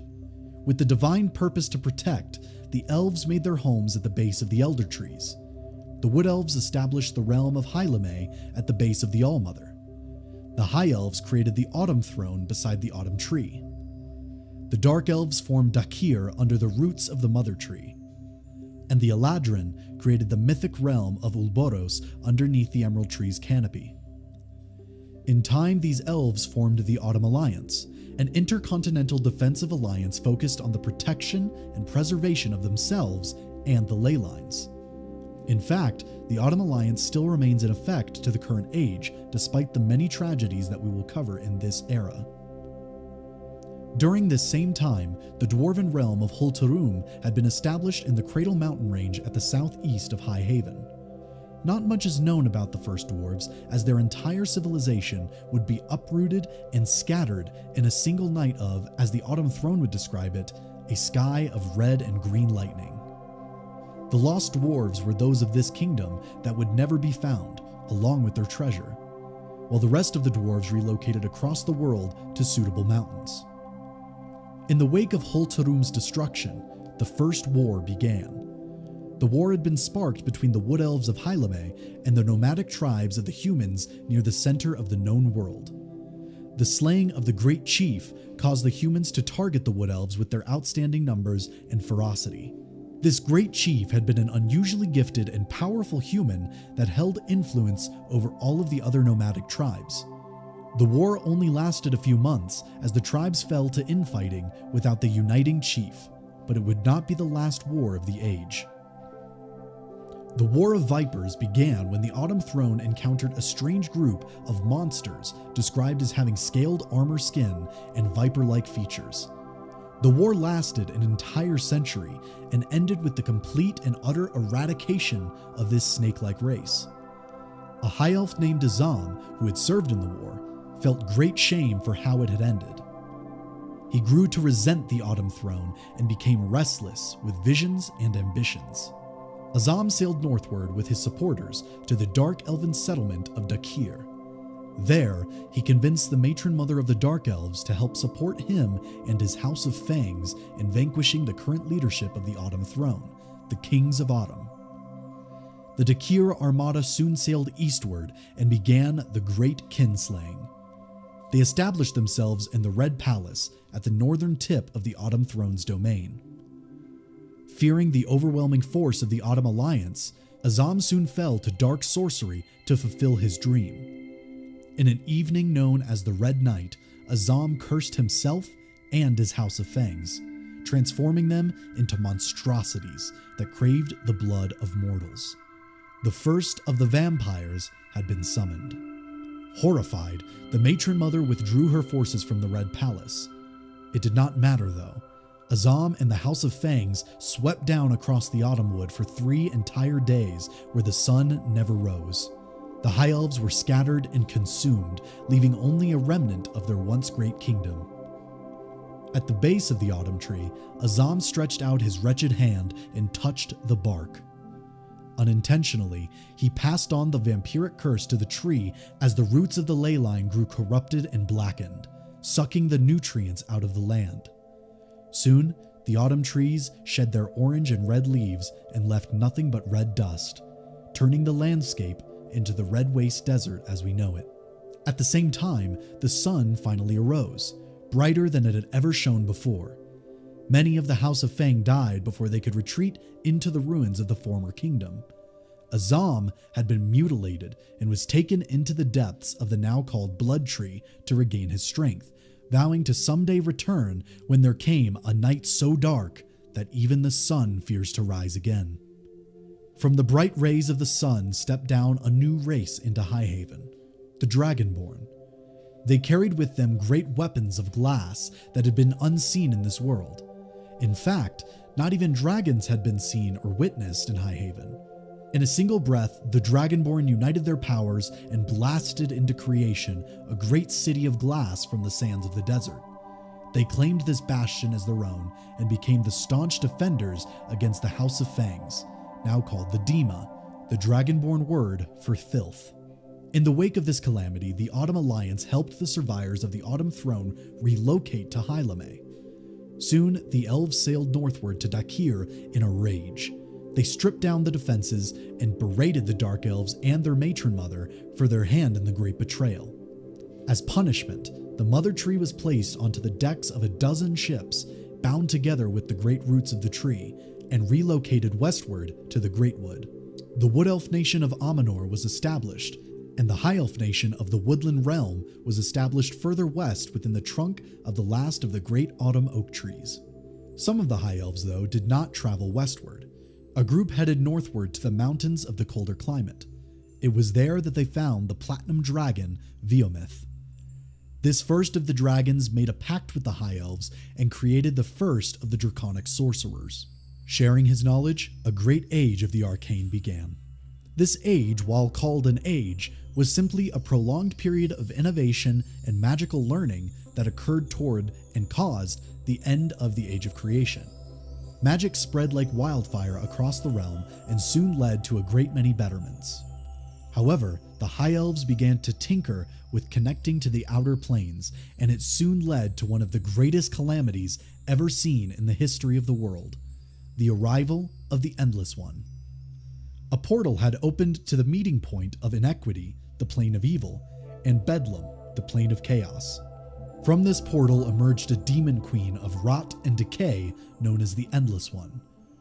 Primal and instinctual, she began to corrupt and eradicate the elves of Brightmoon.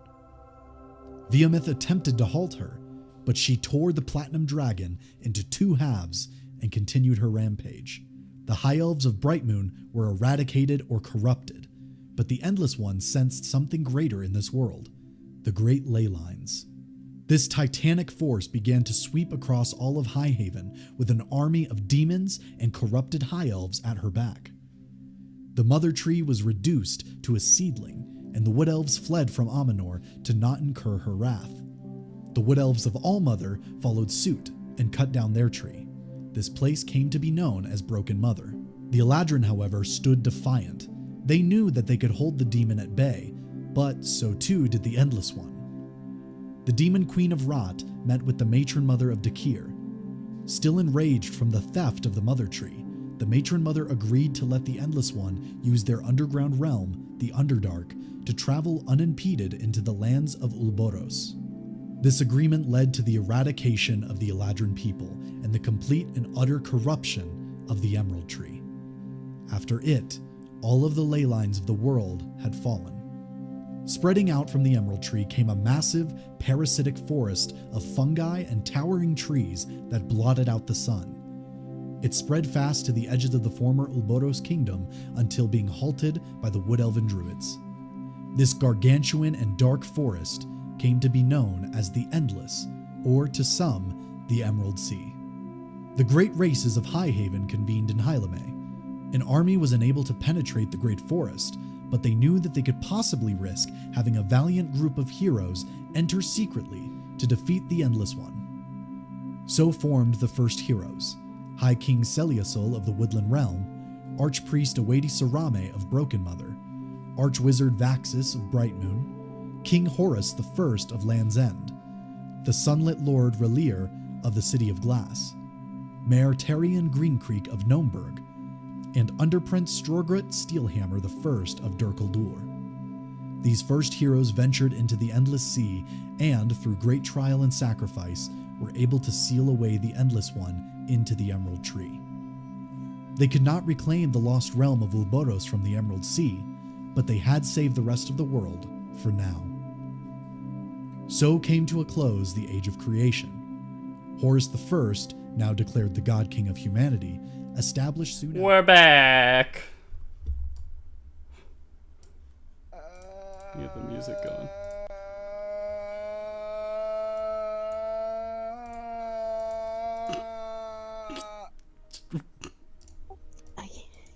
I could have gone further, but then I started feeling sympathy for everyone.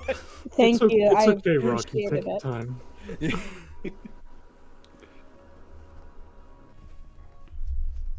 All right. What do you all do? We continue. We continue forward. I'll say Cranston's at the back of the marching order only because he was looking for a high rock, realizes everyone's leaving without him, and then like tries to catch up behind. Ash is 100% going first. Amra's like right behind him to make sure he doesn't get himself killed. I'll be next to Amra, if I can. Okay. I'll be trying to make arguments that we shouldn't go in there, but they're all kind of falling flat. It's like, okay, I mean, do we have to deal with anything in there? Like, I mean, what if it's like somebody that's like a more powerful being? Well, Ash could probably talk with them more likely. Probably be fucking hobby buddies. What if it's like a smaller type of Almar would probably glitter. Actually, what? Just like failing every time as he's trying to argue. We shouldn't go in.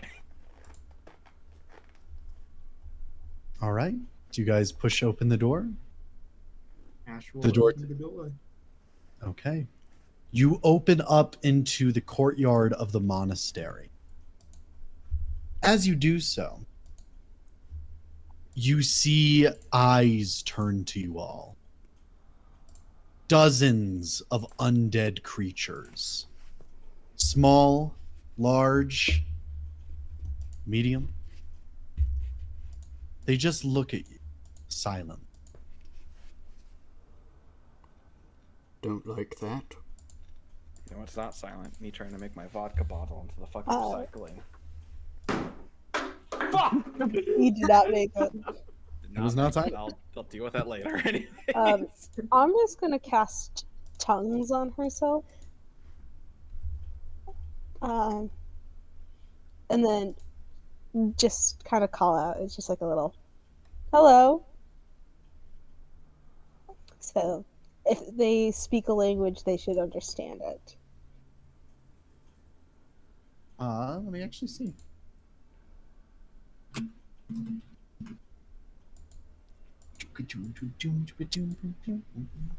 Oh, it cannot speak. It understands you, though. Nice. Ash will say in Abyssal, we seek your master. Can you bring us to him? To just like one of the zombies. They all seem to step aside, kind of creating a little bit of a walkway through the courtyard. I want to explain the courtyard a little bit. It's this kind of traditional like medical facility. This kind of central house at the center used for kind of caring for patients. Multiple little smaller rooms, kitchens, little sheds and such, kind of dotted around the outskirts, the actual wall of it. But the center building is entirely demolished. It is not. It seems to have been destroyed long ago.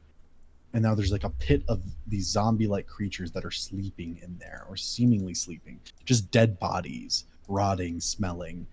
All these bodies also, it's important to note, do not look recently killed. They look like they've been here for possibly centuries. And yet they're still able to stand and move and growl. It's strange and unlikely. But they do step aside to allow you all passage toward this pit. I should probably mention, by the way, we're looking for a cleric that might be here. Let's go. And Ash will walk forward. Oh, a fellow cleric. And Amra will walk with you and like give a thank you to the zombies. I'm not going to lie to you. I'm not a huge fan. If he isn't attacked, I'll follow. Okay. As you all make it further into the monastery, you finally come to the pit where you see, kind of on the edge of it, on the wall, a little platform that's been constructed over the sea of undead. And sitting on the platform is a figure wearing heavy black armor and a pointed helmet. You see at his side a staff, and his armor is also decorated with robes as well. And at the other, you see a large sword.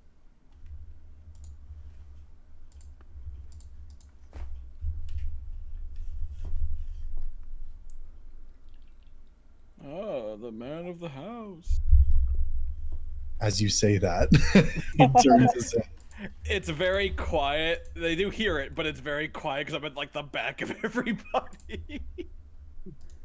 He stands and begins to slowly mount the steps, coming to loom over you all seemingly.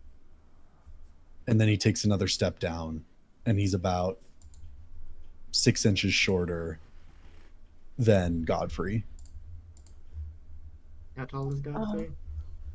Godfrey is 6'2". So he's 5'10". And you hear 6 inches shorter. That's Who are you? 8. That's Who are you?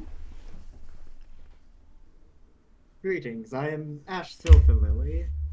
If I'm to be believed, are you the Dark Cleric by chance? That is what they call me. Excellent. My master has told me about you, and about what you can do here. I was told to ask you about learning necromancy with the Black Flower. as you say that, this cleric turns its head toward you and then reaches up and removes its helmet. And you see a half-elf underneath that goes, "Oh, wow, who's your master?" Hold on. There's something in art. I need to see it. Oh my god. Oh gosh. Have I met him before, or? He's the necromancer in Snowden. Ah, yeah, okay, I know who you're talking about. Oh, well, that's just dandy. Good to see you sending some folks out here. Yeah. If you don't mind me asking real quick, who are you a cleric for? Oh, that's not important. If I'm being honest, I really don't know either.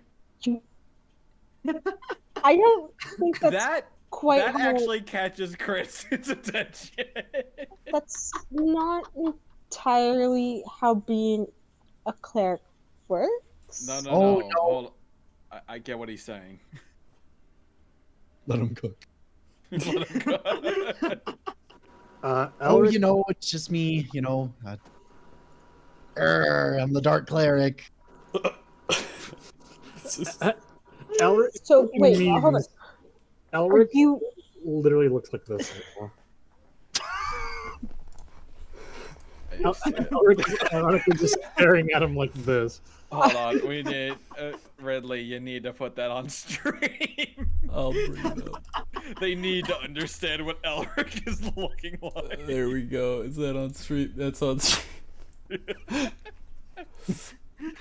He doesn't know how to. Here's another question then. Are you even a cleric, or are you only a cleric in name? No, I'm a cleric. Amra is just baffled and honestly a little insulted. And it is very clear on her face. I have a strange question for you. What language does your god speak to you in? Oh, they've never spoken to me. Oh my! These are a lot of questions for me. I feel like I should be asking you questions. You're in my home.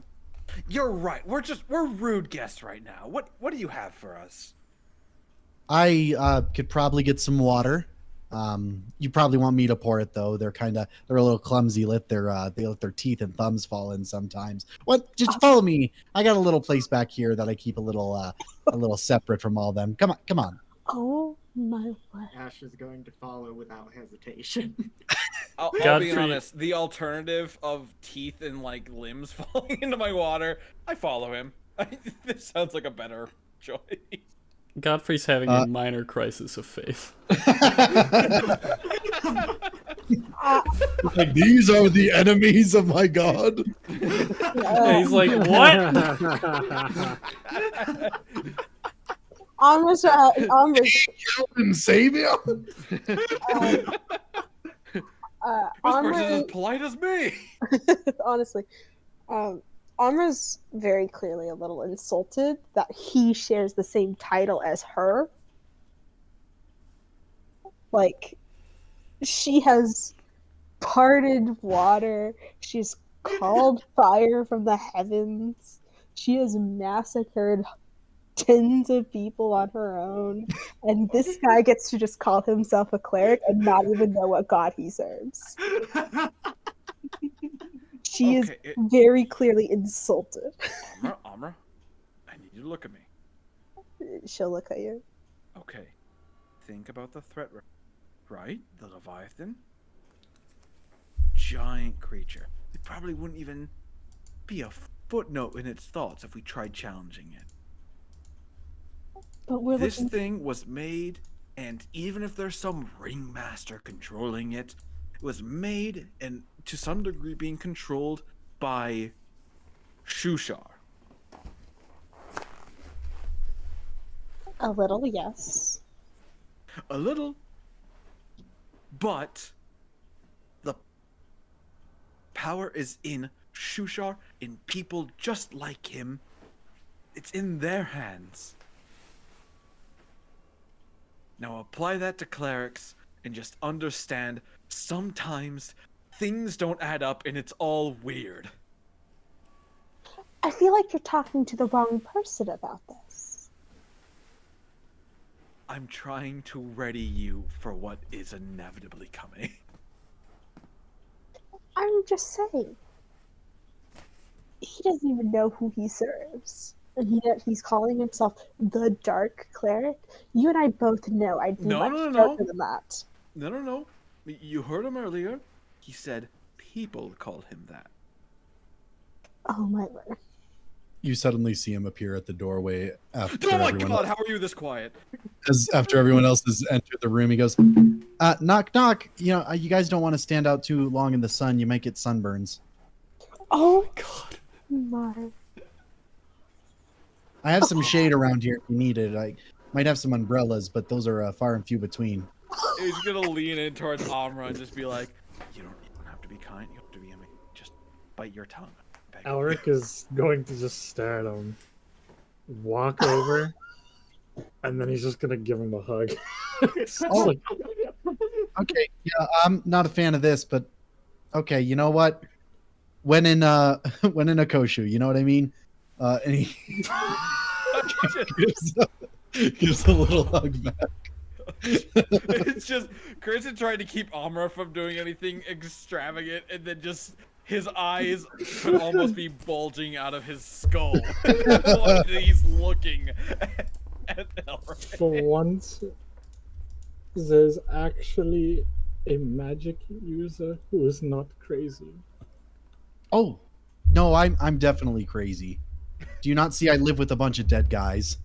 They're not really great company, too. Really terrible at chess. But come on in. We can get some food, some water. I can tell you everything you need to know about the flower. We're all friends here, right? All like compadres.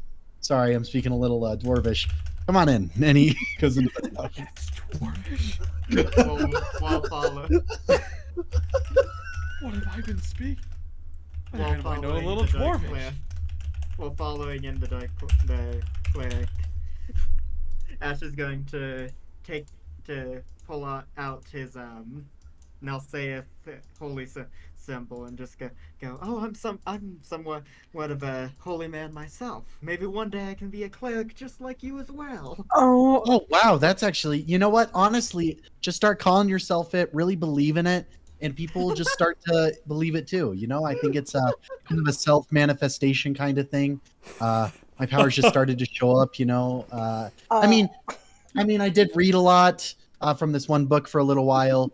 That's around the time it started. And, you know, like I do, you know, whisper to myself as if I'm talking to some like other person when I go to bed. But that's pretty much it.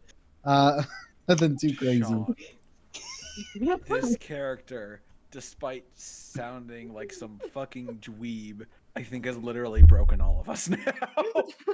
All of us except Ash. Godfrey's having a crisis. Amra's pissed he's calling himself a cleric. Cranston feeling way too familiar of a situation with him. Lavender, I guess, is okay, or is having their own personal crisis with how quiet they've been. What is your take on him, Lavender? Lavender's just perplexed. Also, Lavender's heard about some black flower, and she's like, "What is this BS?" Amra will begrudgingly start to go in, but she'll stop by Ash a little and, like, in a very hushed whisper, just, if you start calling yourself a cleric, I will kill you in your sleep. And then go in. That's the best place to kill someone. Perhaps I should call myself a paladin then. That would fit me more. Good idea, Amra. It's actually really smart. I see you wear armor, you carry a sword. I think a paladin would fit really well. Oh. Cranston would do damage control, but he's too lost in his thoughts right now. I think Godfrey actually just took said psychic earlier. damage from that. I think we're all taking psychic damage right now. Oh, this and he kind of takes, as he's taking a seat, he's like taking his armor off. He goes, anything I can help you with? he, Or like, he has like a vaguely Canadian accent. slightly, yeah. I don't. Soy. Wait, he knows what that is? He's from the far-off regions of Canada. I'll be honest, I don't.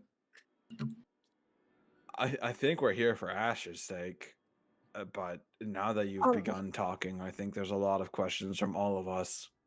Oh yeah, I'm totally fine with questions. People got them for me all the time, especially when I go into town.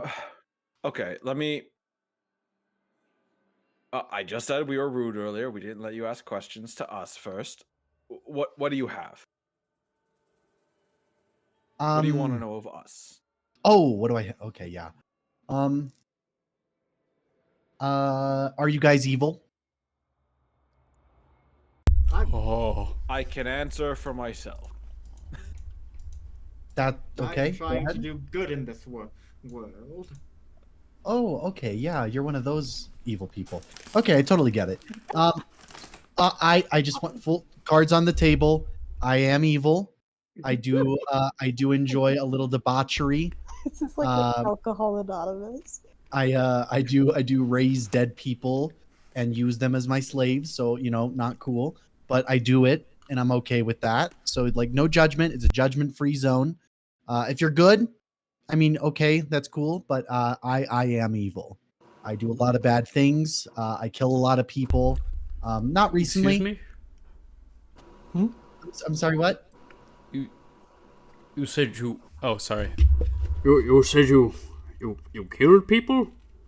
Oh, yeah, all the time. Well, not as much recently, but when me and my gang ran around in the old days, we really just went to town on Everett. We've killed so many dwarves, just too many. Just no control. Real quick question. Are any of the undead that we were on our way here seeing dwarvish? No. What? Can I insight this? Hold on. You how long ago was this? Go ahead and roll insight first before I answer. 26. There we go. Okay. Let me message you. Ash believes this 100%. I believe it, but it may have been like several centuries ago. He is a half elf. So Well, that's who what knows? I'm thinking. He's like, I'm totally evil. I used to kill a lot of guys, but it like was. He's like in his 20s. It was like Yeah. back in the day. Don't tell us. Don't tell us. I like this reaction on its own.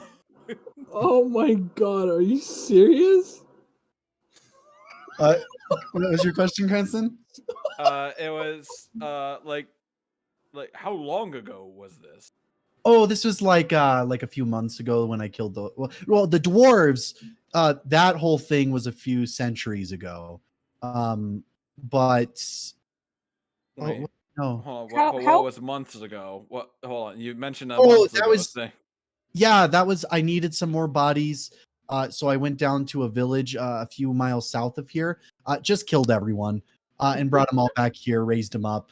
The cart getting up that cliff, let me tell you, that was a hoot and a half. That was a really tough cookie to crack. Why didn't you raise a zombie to push the cart for you?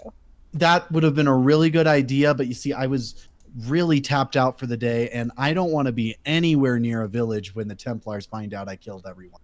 So I just, skedaddled, came right on back up here, and raised them up. You might notice some of them out there. They're a little bit fresher, but most of the ones I just killed are in the pit. Mm-hmm. So, why have you not killed anyone recently? Why did you stop? Oh, no reason. I've just been busy reading, raising. I think it's important to have a work-life balance and really kind of find your center. I'm gonna lose my mind.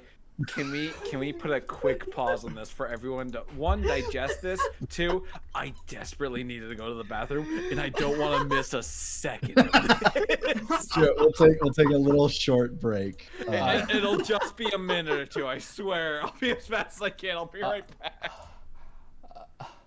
What? This broke me. This broke me. This. Oh. I love him. There's so much.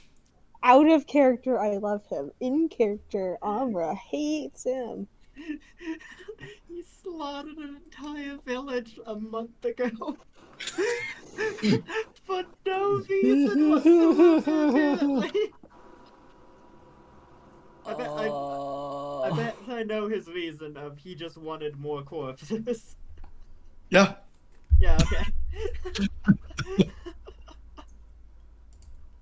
Goes to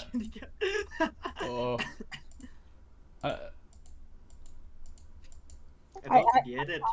I have some questions to really narrow down what's going on.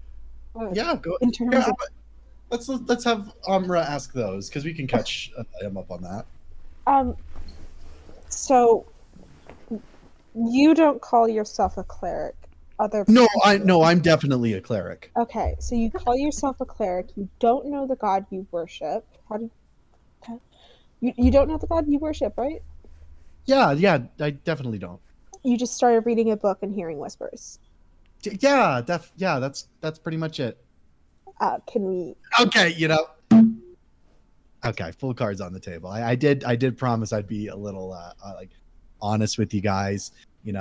I'll keep your secrets. You could tell me, anything you did when you were kids or any people you've killed. Totally fine. I've done a lot of I do have a god I follow. They're just not. They're even amongst the dark community, kind of a taboo. So I don't really like to spread it around often. Who is it? Dothmar. You. I'm back. Can I? Dothmar. The Dark Lord, Imor, the Prince of Dreams, the King of Nightmares.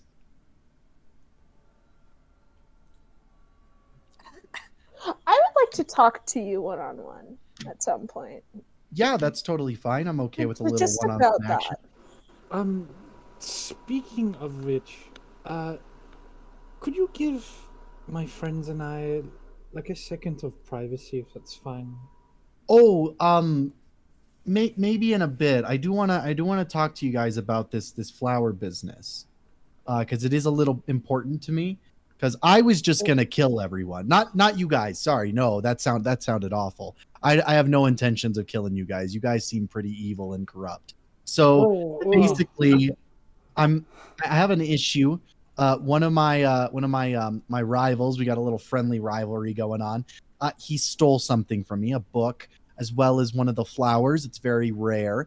And I was gonna go down and rip his skin off and turn it inside out and wear it as a coat. But I'm really busy here, so I was thinking maybe you guys could do that for me, make him into a skin suit. Or just kill him. I'm fine either way. I really don't mind. I just really need that flower back.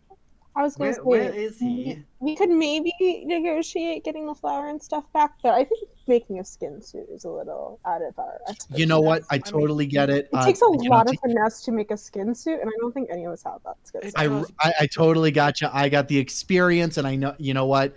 To each their own. We all got our own vices. We all got our own little ways of going about things. So you guys go ahead and just murder him and his friends and get that book and that flower back to me, and I can totally help you. It'd be a real big help. If we're just talking on a list of priorities, is the flower or the book more important to get back? For me, the flower's way more important. However, for you, and he points to Ash, that book, I'm fine with you having it because obviously you're on your way to clericdom. So I think it's really smart that you get it. You learn some of the spells I wrote in there. They'll really help you on your way. Why, thank you so much. That would be great. Of course, I was in your shoes once before, and I was traveling with a wood elf. I was traveling with a human, and I was traveling with a oh gosh, what was the other one? I couldn't even remember. They were a fun group of people. We killed a lot.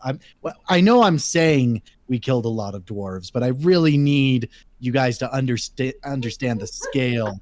Like I'm surprised there are dwarves today level. You know what I mean? Godfrey is like losing it psychologically. If we had a moment to discuss this amongst ourselves, we might be able to come to a good conclusion where we could help. Oh yeah, totally. Go ahead and discuss. I'm right here. I don't judge. As I said, you look at the sign. I mean, the sign on the wall. It says no judgment. He goes right there. Wow. It's totally fine. That's Just a go great ahead. sign. Thank you. I've actually been getting into arts and crafts recently. I ran out of paint, so I've been using a blood. But you know what? You use it in the right way, you can actually summon some weird shit. Did you Elric make the literally sign at the looks- bottom of the mountain? I don't. Was that you? Oh, sorry, what was that? Did you make the sign that's at the bottom of the mountain? Oh no, that was the villagers that I killed. But before I killed them. Oh, I guess it's a little too late for that then. Huh? Elric's hands, his fingers are digging into his trousers. Like he's like. Oh, you gotta pee. You can honestly, that pit out front, you can go piss in there. They don't really care. To be quite honest with you, we're a very tight-knit group, so we need privacy to speak. Oh, I totally get that. If you want privacy, you can leave the monastery. This is just my sanctuary. This is my it's got my own little feng shui going on. So if you guys want to, you can feel free to see yourselves out. Totally up to you though. Yeah. Do you still want that food and water? I can get that for you. Yes, food and water, please. Yeah, here. And he kind of goes just to the corner of the room and grabs it and brings it to the table. When he goes to walk over to the corner, he's gonna quickly scoot over towards Amra and like whispering and say, "I am at least 10 seconds away from blowing his brains out. He's not been lying this whole time. He's been telling the absolute truth." Yeah. I kind of respect it. Yeah, it's a little refreshing, but. I've never been more certain about shooting someone than I am right now. We should go. Yes. Where was that? Your rival? You said. Where was he again? Oh yeah. So you're gonna go right down from here. There's gonna be like a little old battlefield. It's where I raised a bunch of dead bodies. There's tons of them down there. Honestly, I could never raise them all myself, even if I tried. But you go down there. You'll probably find him there. He's probably committing some ritual, some dark sacrifice, black sacrament, stuff like that. You know the deal. So you'll probably find that going on over there. Just kill him, and we should be good. Wait, hold on. So when you say rival, like, are they of the same craft as you, I guess? Oh yeah, he's a necromancer. Okay. Oh, that makes me feel a little less bad. Well, us deviant types, we're gonna leave your monastery. We'll consider your offer. Hopefully, if you don't see us within the next month, assume a decline. But hopefully, within a day or so, we'll be back with that. Otherwise, we should probably go and discuss this as a team and see what we want to do. Oh yeah, okay. Yeah, sure. This should be good. As a side mention, have you noticed any 𝐄𝐻𝐻𝐿 around the area? Ooh, man, that sounds like you want something from me. Ugh. It'd be kind of bad faith for me to tell you that I'm gonna tell you and then not tell you. So I'm just not gonna tell you unless you kill the person for me. Does that sound fair? You know what? That sounds like a proper trade agreement, a transaction, if you will. And so we'll have to take that as consideration for your offer. We'll think about it, and we'll be either back with what you want, or if we don't show up in a good time, assume it's declined and nothing lost to you. Yeah, no problem. Like, if bygones be bygones, I will hunt you down. Just fair warning. So really hope to see you guys soon. Oh, of course. I mean, we're almost assuming, but we just need a little bit of privacy to confirm things out between people. No, I totally get it. If you guys don't want to take the job, you don't have to take the job. I just recommend you get your end of life situated, focused, wills written, stuff like that. Yeah. You won't need a funeral. I'll bring your bodies back. Don't worry. It'll go in the piss pit. We'll be good. Alec's hand is shaking on his pistol right now. I'm like holding my hands out to like cover his hands on his gun.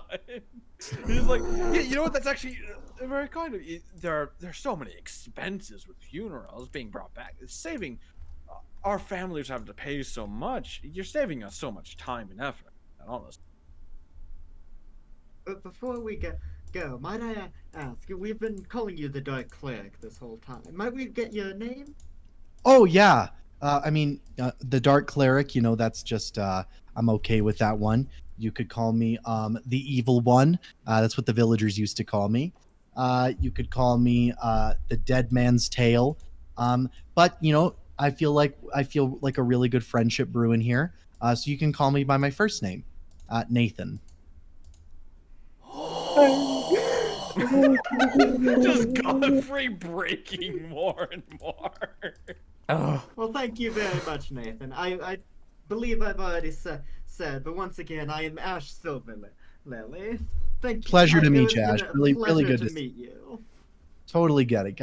You know what? You're a great guy. You're all great. Hope to see you soon. Hope to see you soon. Good day, sir. Good day. All right. Go way out of the village, and we'll have a calm discussion on plan of action to take, either preparing our wills or just doing what the nice man says and taking care of his rival. All right, come along. He starts making tea.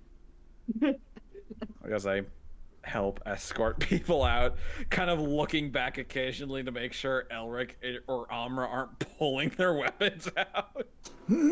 Godfrey's kind of stuck in his chair for a bit. Amra doesn't have her weapons out. In fact, she doesn't even seem close to pulling them out anymore. Okay, then I'm looking between Elric and Godfrey. Yeah, Elric is fighting it. He's having an internal battle. You guys okay? You want some tea? I got a brewing right here. No. Oh, you have to shit. You can shit in there too. I don't mind. Oh gosh. That's right. He's got his own little sentimental values. He really likes the woods more preferably. It's like a calming thing for him. Oh, I get it. I totally get it. What about you, Mr. Knight? Notice that 𝐄𝐱𝐩𝐿𝐵𝐵 medallion, really nice there. Godfrey just looks up at him. He stands up. And he walks out. Bye. Alright. I guess. The broccoli is rancid and needs to be taken out. Translation from 𝐒𝐶𝐁. I'm going to shoot him if you don't stop me.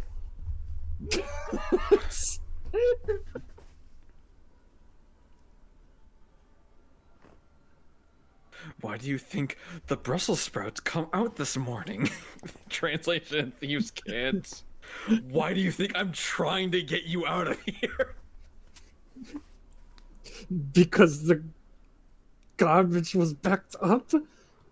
Because you're not pushing me out fast enough. Fellas, I get it. You can get out of here. Don't worry.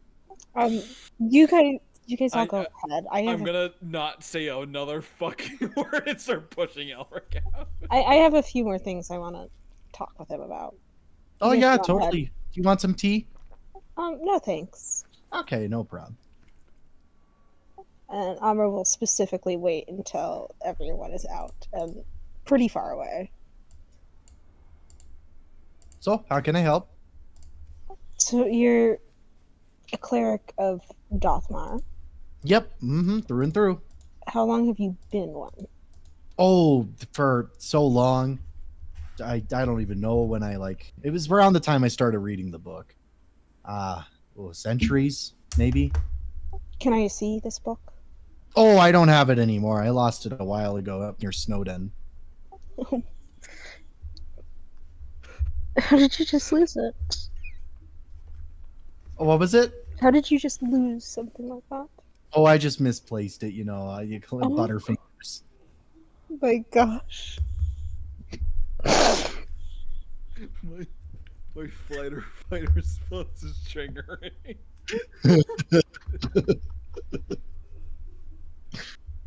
Where did you get the book in the first place? Oh, I just found it at a yard sale. That's a joke. I'm joking. I found it because I killed a bunch of other clerics. See, they were trying to protect it, but I thought, if they're protecting it, it's probably really cool. So I slaughtered them. I took the book. You know how it goes. I am now back to having such mixed feelings about you, Nathan. A lot of people say that, but I've just kind of grown accustomed to it. I'm not as bad as you might think, though. I did stop my friends a little while, but no need to brag or anything. But I did stop them from poisoning the population of 𝐒𝐿𝐵 with this flower and turning them all into undead servants of me. I just it didn't sit right. I really like the actual killing part. So I just felt, the poison, that's got to go. So I did save a lot of people there. You got to take that into consideration, right? I hate that I kind of have to agree. How do I put this?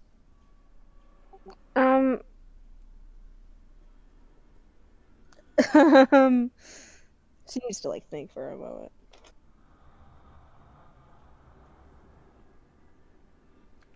So you've been the only cleric of Dothmar, right? No, there's definitely more. Where? Oh, I don't know exactly where. They just kind of, I've seen them here and there. Sometimes they come and visit me. Sometimes they try to kill me. It never works out. And they think I'm weak because I'm a little bit of a poet at heart. And they think they can take advantage of that. But now they're in the piss pit, so it doesn't really work out in the end for them. So you're kind of like your own freelance cleric of Dothmar. Oh yeah, I'm not beholden to anyone. I'm just kind of my own thing. Noted. Great talk.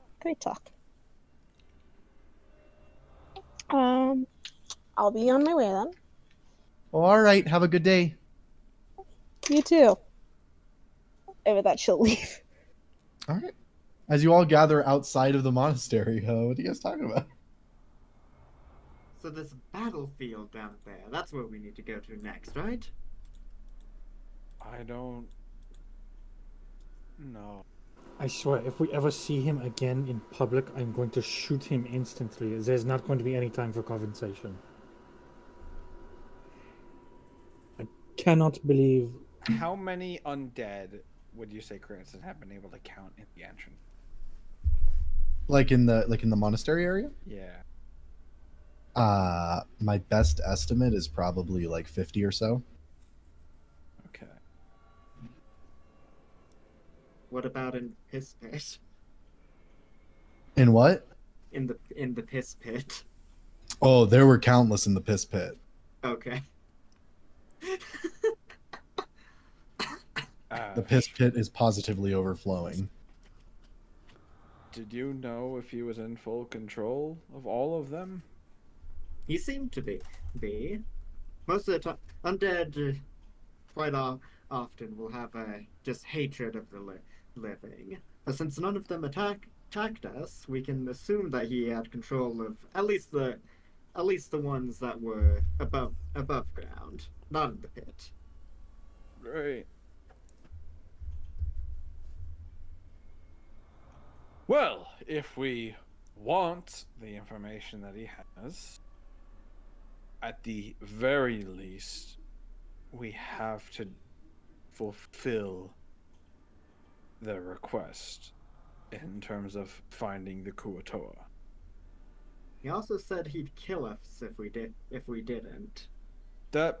No, I think he's... Let's be frank, Ash. I know you have a weird affinity with this man. We're talking about whether we kill the rival or him right now. I propose both. Let's kill the rival and then play things by ear. I say both. I say both. Godfrey's just staring at the monastery. Listen, you don't understand. When he's talking about all of that stuff, you can tell if you pay attention whether they are telling the truth or not. He was not lying. He actually did every single one of those things. He literally told me he stopped his friends from releasing the flower onto 𝐿𝐼𝐺𝐻𝐈, and because he preferred the killing part. He's a half-baked cleric at most. He's dangerous at best, and he just overall pisses me off. If we did kill him, I would get free access to the flower myself. But he did seem like a lovely individual, so that's a tough one. Lovely individual. They're not lovely. It's just a slow turn from Cranston to Ash. I think that everyone just like turned to look at Ash. Ash. Yes. Do you know of a way that you could sever his connection to the undead? Well, if I was a stronger necromancer, I might have been able to take control of some of them myself. But as of now, I cannot. I have heard rumors before that if I train harder, then I soon would be able to capture other undead controlled by others even. But I'm not at the level of that yet. Follow-up question. He goes down. What happens to the undead? Oh, they'll just go on a rampage. They'll go seek out the nearest population. Since there's so many of them, there's probably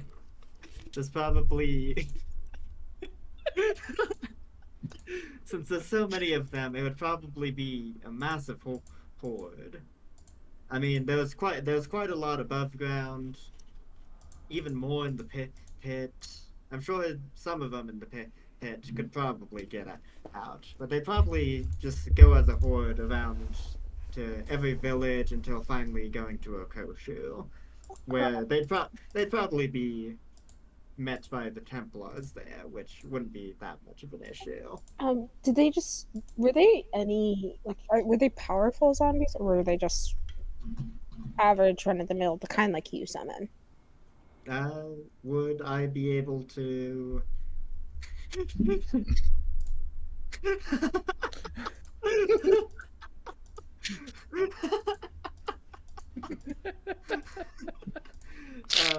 would I... That would be a question for Sean. Would I be able to tell? Because you did say that they were bigger. Whether or not, how strong the undead was? Which one? Just all the above ground ones and some of them. Oh, they're pretty weak. They're just normal zombies. They're all just normal zombies? Mm-hmm. Okay. In which case, yes, they seem to be all the kind that I can raise. Though you have to be careful with those kind. They can be tenacious. Sometimes they just don't die. Sometimes, even when you hit them really hard, many times. I think I have a few ideas. Ash, can you tell between undead which one you control, just innately through magic? What do you mean? If I can tell if they're under my control or if someone is controlling them? Both, I guess. Well, I'd be able to tell which ones are under my control. There's sort of a little link that appears whenever that happens. I can't really describe it, but I can tell which ones are under my control. For ones under control of others, it's a bit more difficult, I'd say. You'd have to pay attention to the zombie or skeleton or whatever it happens to be and see what it's doing.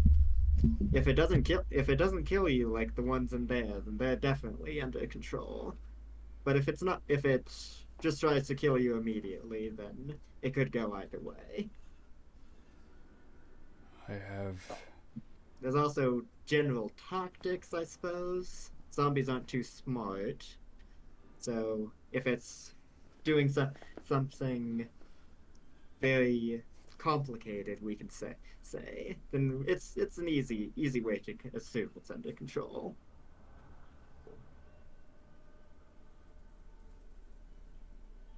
Let's deal with the rival first. At the very least, we'll get something done. We'll get information, hopefully, out of it. Exactly. There's a book he has. And then from there, we can decide the next step.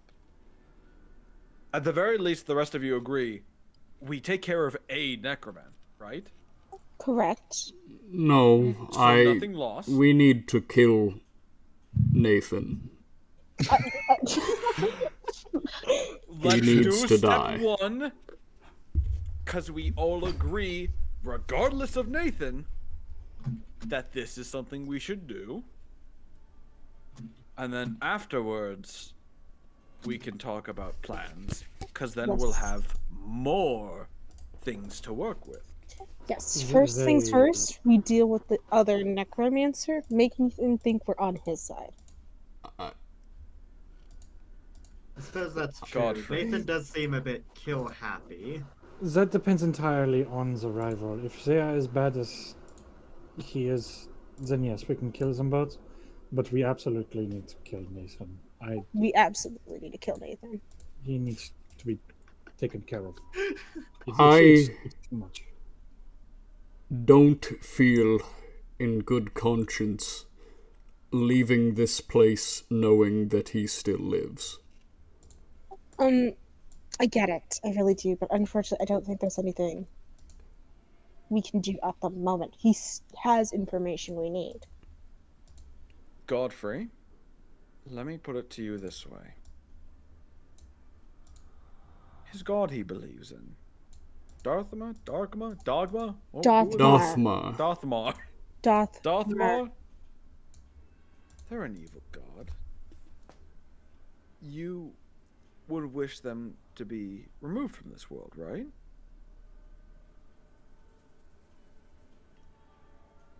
For a god to be removed?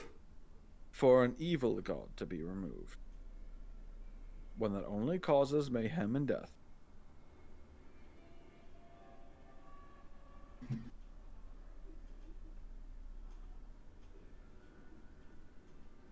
I don't like your silence on this.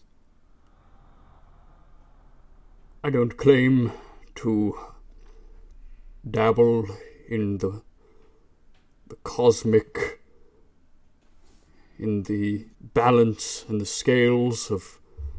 Okay, fine. Let's say a grand mage of unlimited power was doing evil acts. No, yeah, he needs to die. He needs to, yes. But if you can't do it unless you're strong enough, you would... die. You see Kristen like fall apart as you choose actively the worst option. He's wrong, Cranston. He's not wrong. He is wrong. Listen, you can't do it.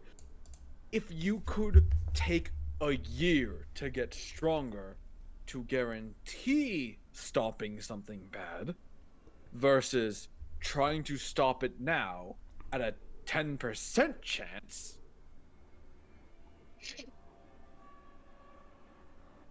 I know bringing math into ethics is not exactly the best thing, but Cranston. You need to understand, Godfrey, you can't do everything right now. You are not in Savion. I told Clara before she left that we are capable of a great deal more than we think we are. And while I was in there, I realized just how much violence I am capable of.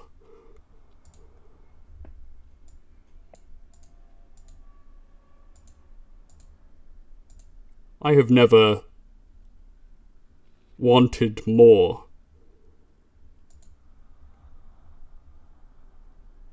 than to bury that man 6 feet under.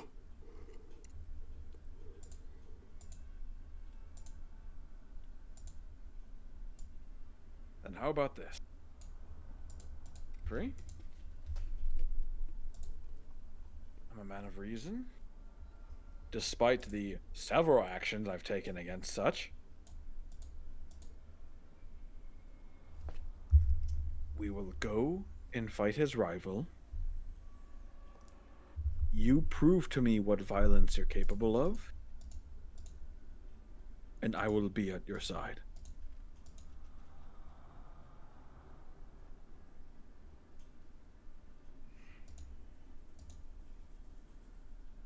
Let's go get this necromancer.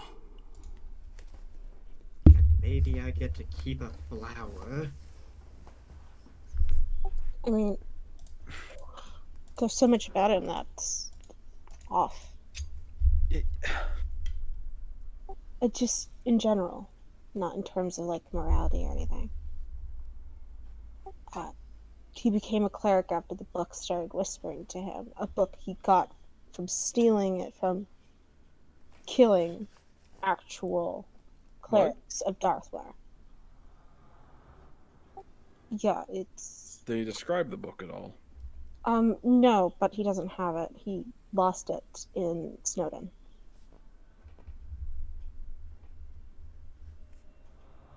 He said he just misplaced it. Oh, what a butterfingers he is. Yeah, that's the word he used.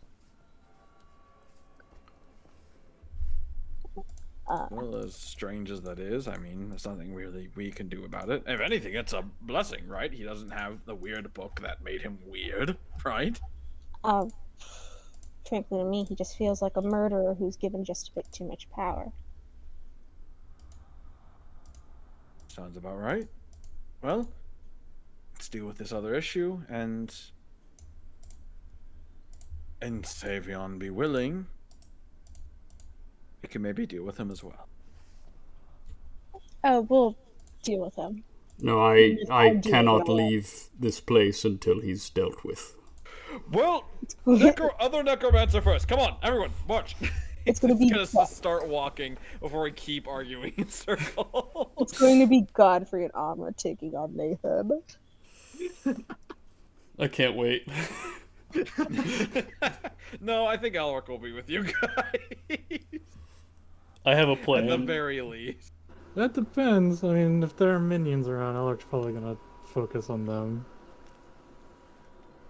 Unless they're skeletons. I mean, you get Ash on your side. Those minions aren't going to be nearly as a threat. And I'm not talking about necromancer shit. I'm talking about wizard shit. You get some fireballs in a good spot in there. It's wizard time, motherfucker! Fireball! Fireball! What Amra's going to do is she's going to get in the middle of as many as she can, and she's going to cast Spirit and she's going to use Channel Divinity to destroy undead. Oh. Also a good alternative. If they fail their saving throw, if they're a low enough CR, they're just dead. That would be zombies and skeletons, correct? If it's the zombies Ash conveys, they're not very high, if I remember right. They aren't. That's like the Now, standard. hold on, let me pull it up. Anyways, Sean, we make our way to we're making our way to toward they pointed out the other rifle. Yep, the battlefield. Hi, Sean. Hey, what's up? I was just saying hi. Oh, hi. As you all start to make your way down the mountain, it comes into view fairly quickly. This distant former battlefield, ruins all around, and you see shapes moving in the grassy fields. As you come closer, though, you eventually notice there is a person sitting on the ground outside of this battlefield, crying. They are armored. They have blonde hair. Is it Senna? It is Senna. Senna, my friend, what has happened? She looks up at you, her eyes puffy, her cheeks red, and in her hand is an ancient medallion of Savion, dripping with blood. And that is where we will end tonight's session. Oh! You can't. That's so depressing. I think Godfrey is about to have his Doomslayer moment. There's something wrong about hearing the Doomslayer music while in like the piss pit. Oh my god. Me and the gang hanging out in the piss pit. Before we end the stream, though, I do want to be clear about something. Nathan is not an NPC I made. Nathan is a player in a former campaign. Really? Yes. Incredible. And if you didn't guess it from the art, his full name is Nathan Fielder. What is this I don't know from? Is this from another High Haven game? Yeah, from my roommate's one. Oh my god. Nathan Fielder is a Canadian comedian. He's the one that's like most magicians have like tempted like with death, and he's like, but today I will be tempting to become a registered sex offender. Oh yeah. I love Nathan Fielder so much. He's also the guy who did the it's no wonder why anyone's afraid of technology as well. Yes. Yeah. Was it? I don't think it was him. I'm pretty sure it was. Technology. No, he's not British. I'm pretty sure it's him. Hang on, let me see. It's not him. Oh, How you're do you right. have two ashes in your High Haven world? What do you mean? Just thinking like Too Oh. mild-mannered necromancer. But yeah, so that's Nathan the Dark Cleric. That's incredible. Thanks, I hate him.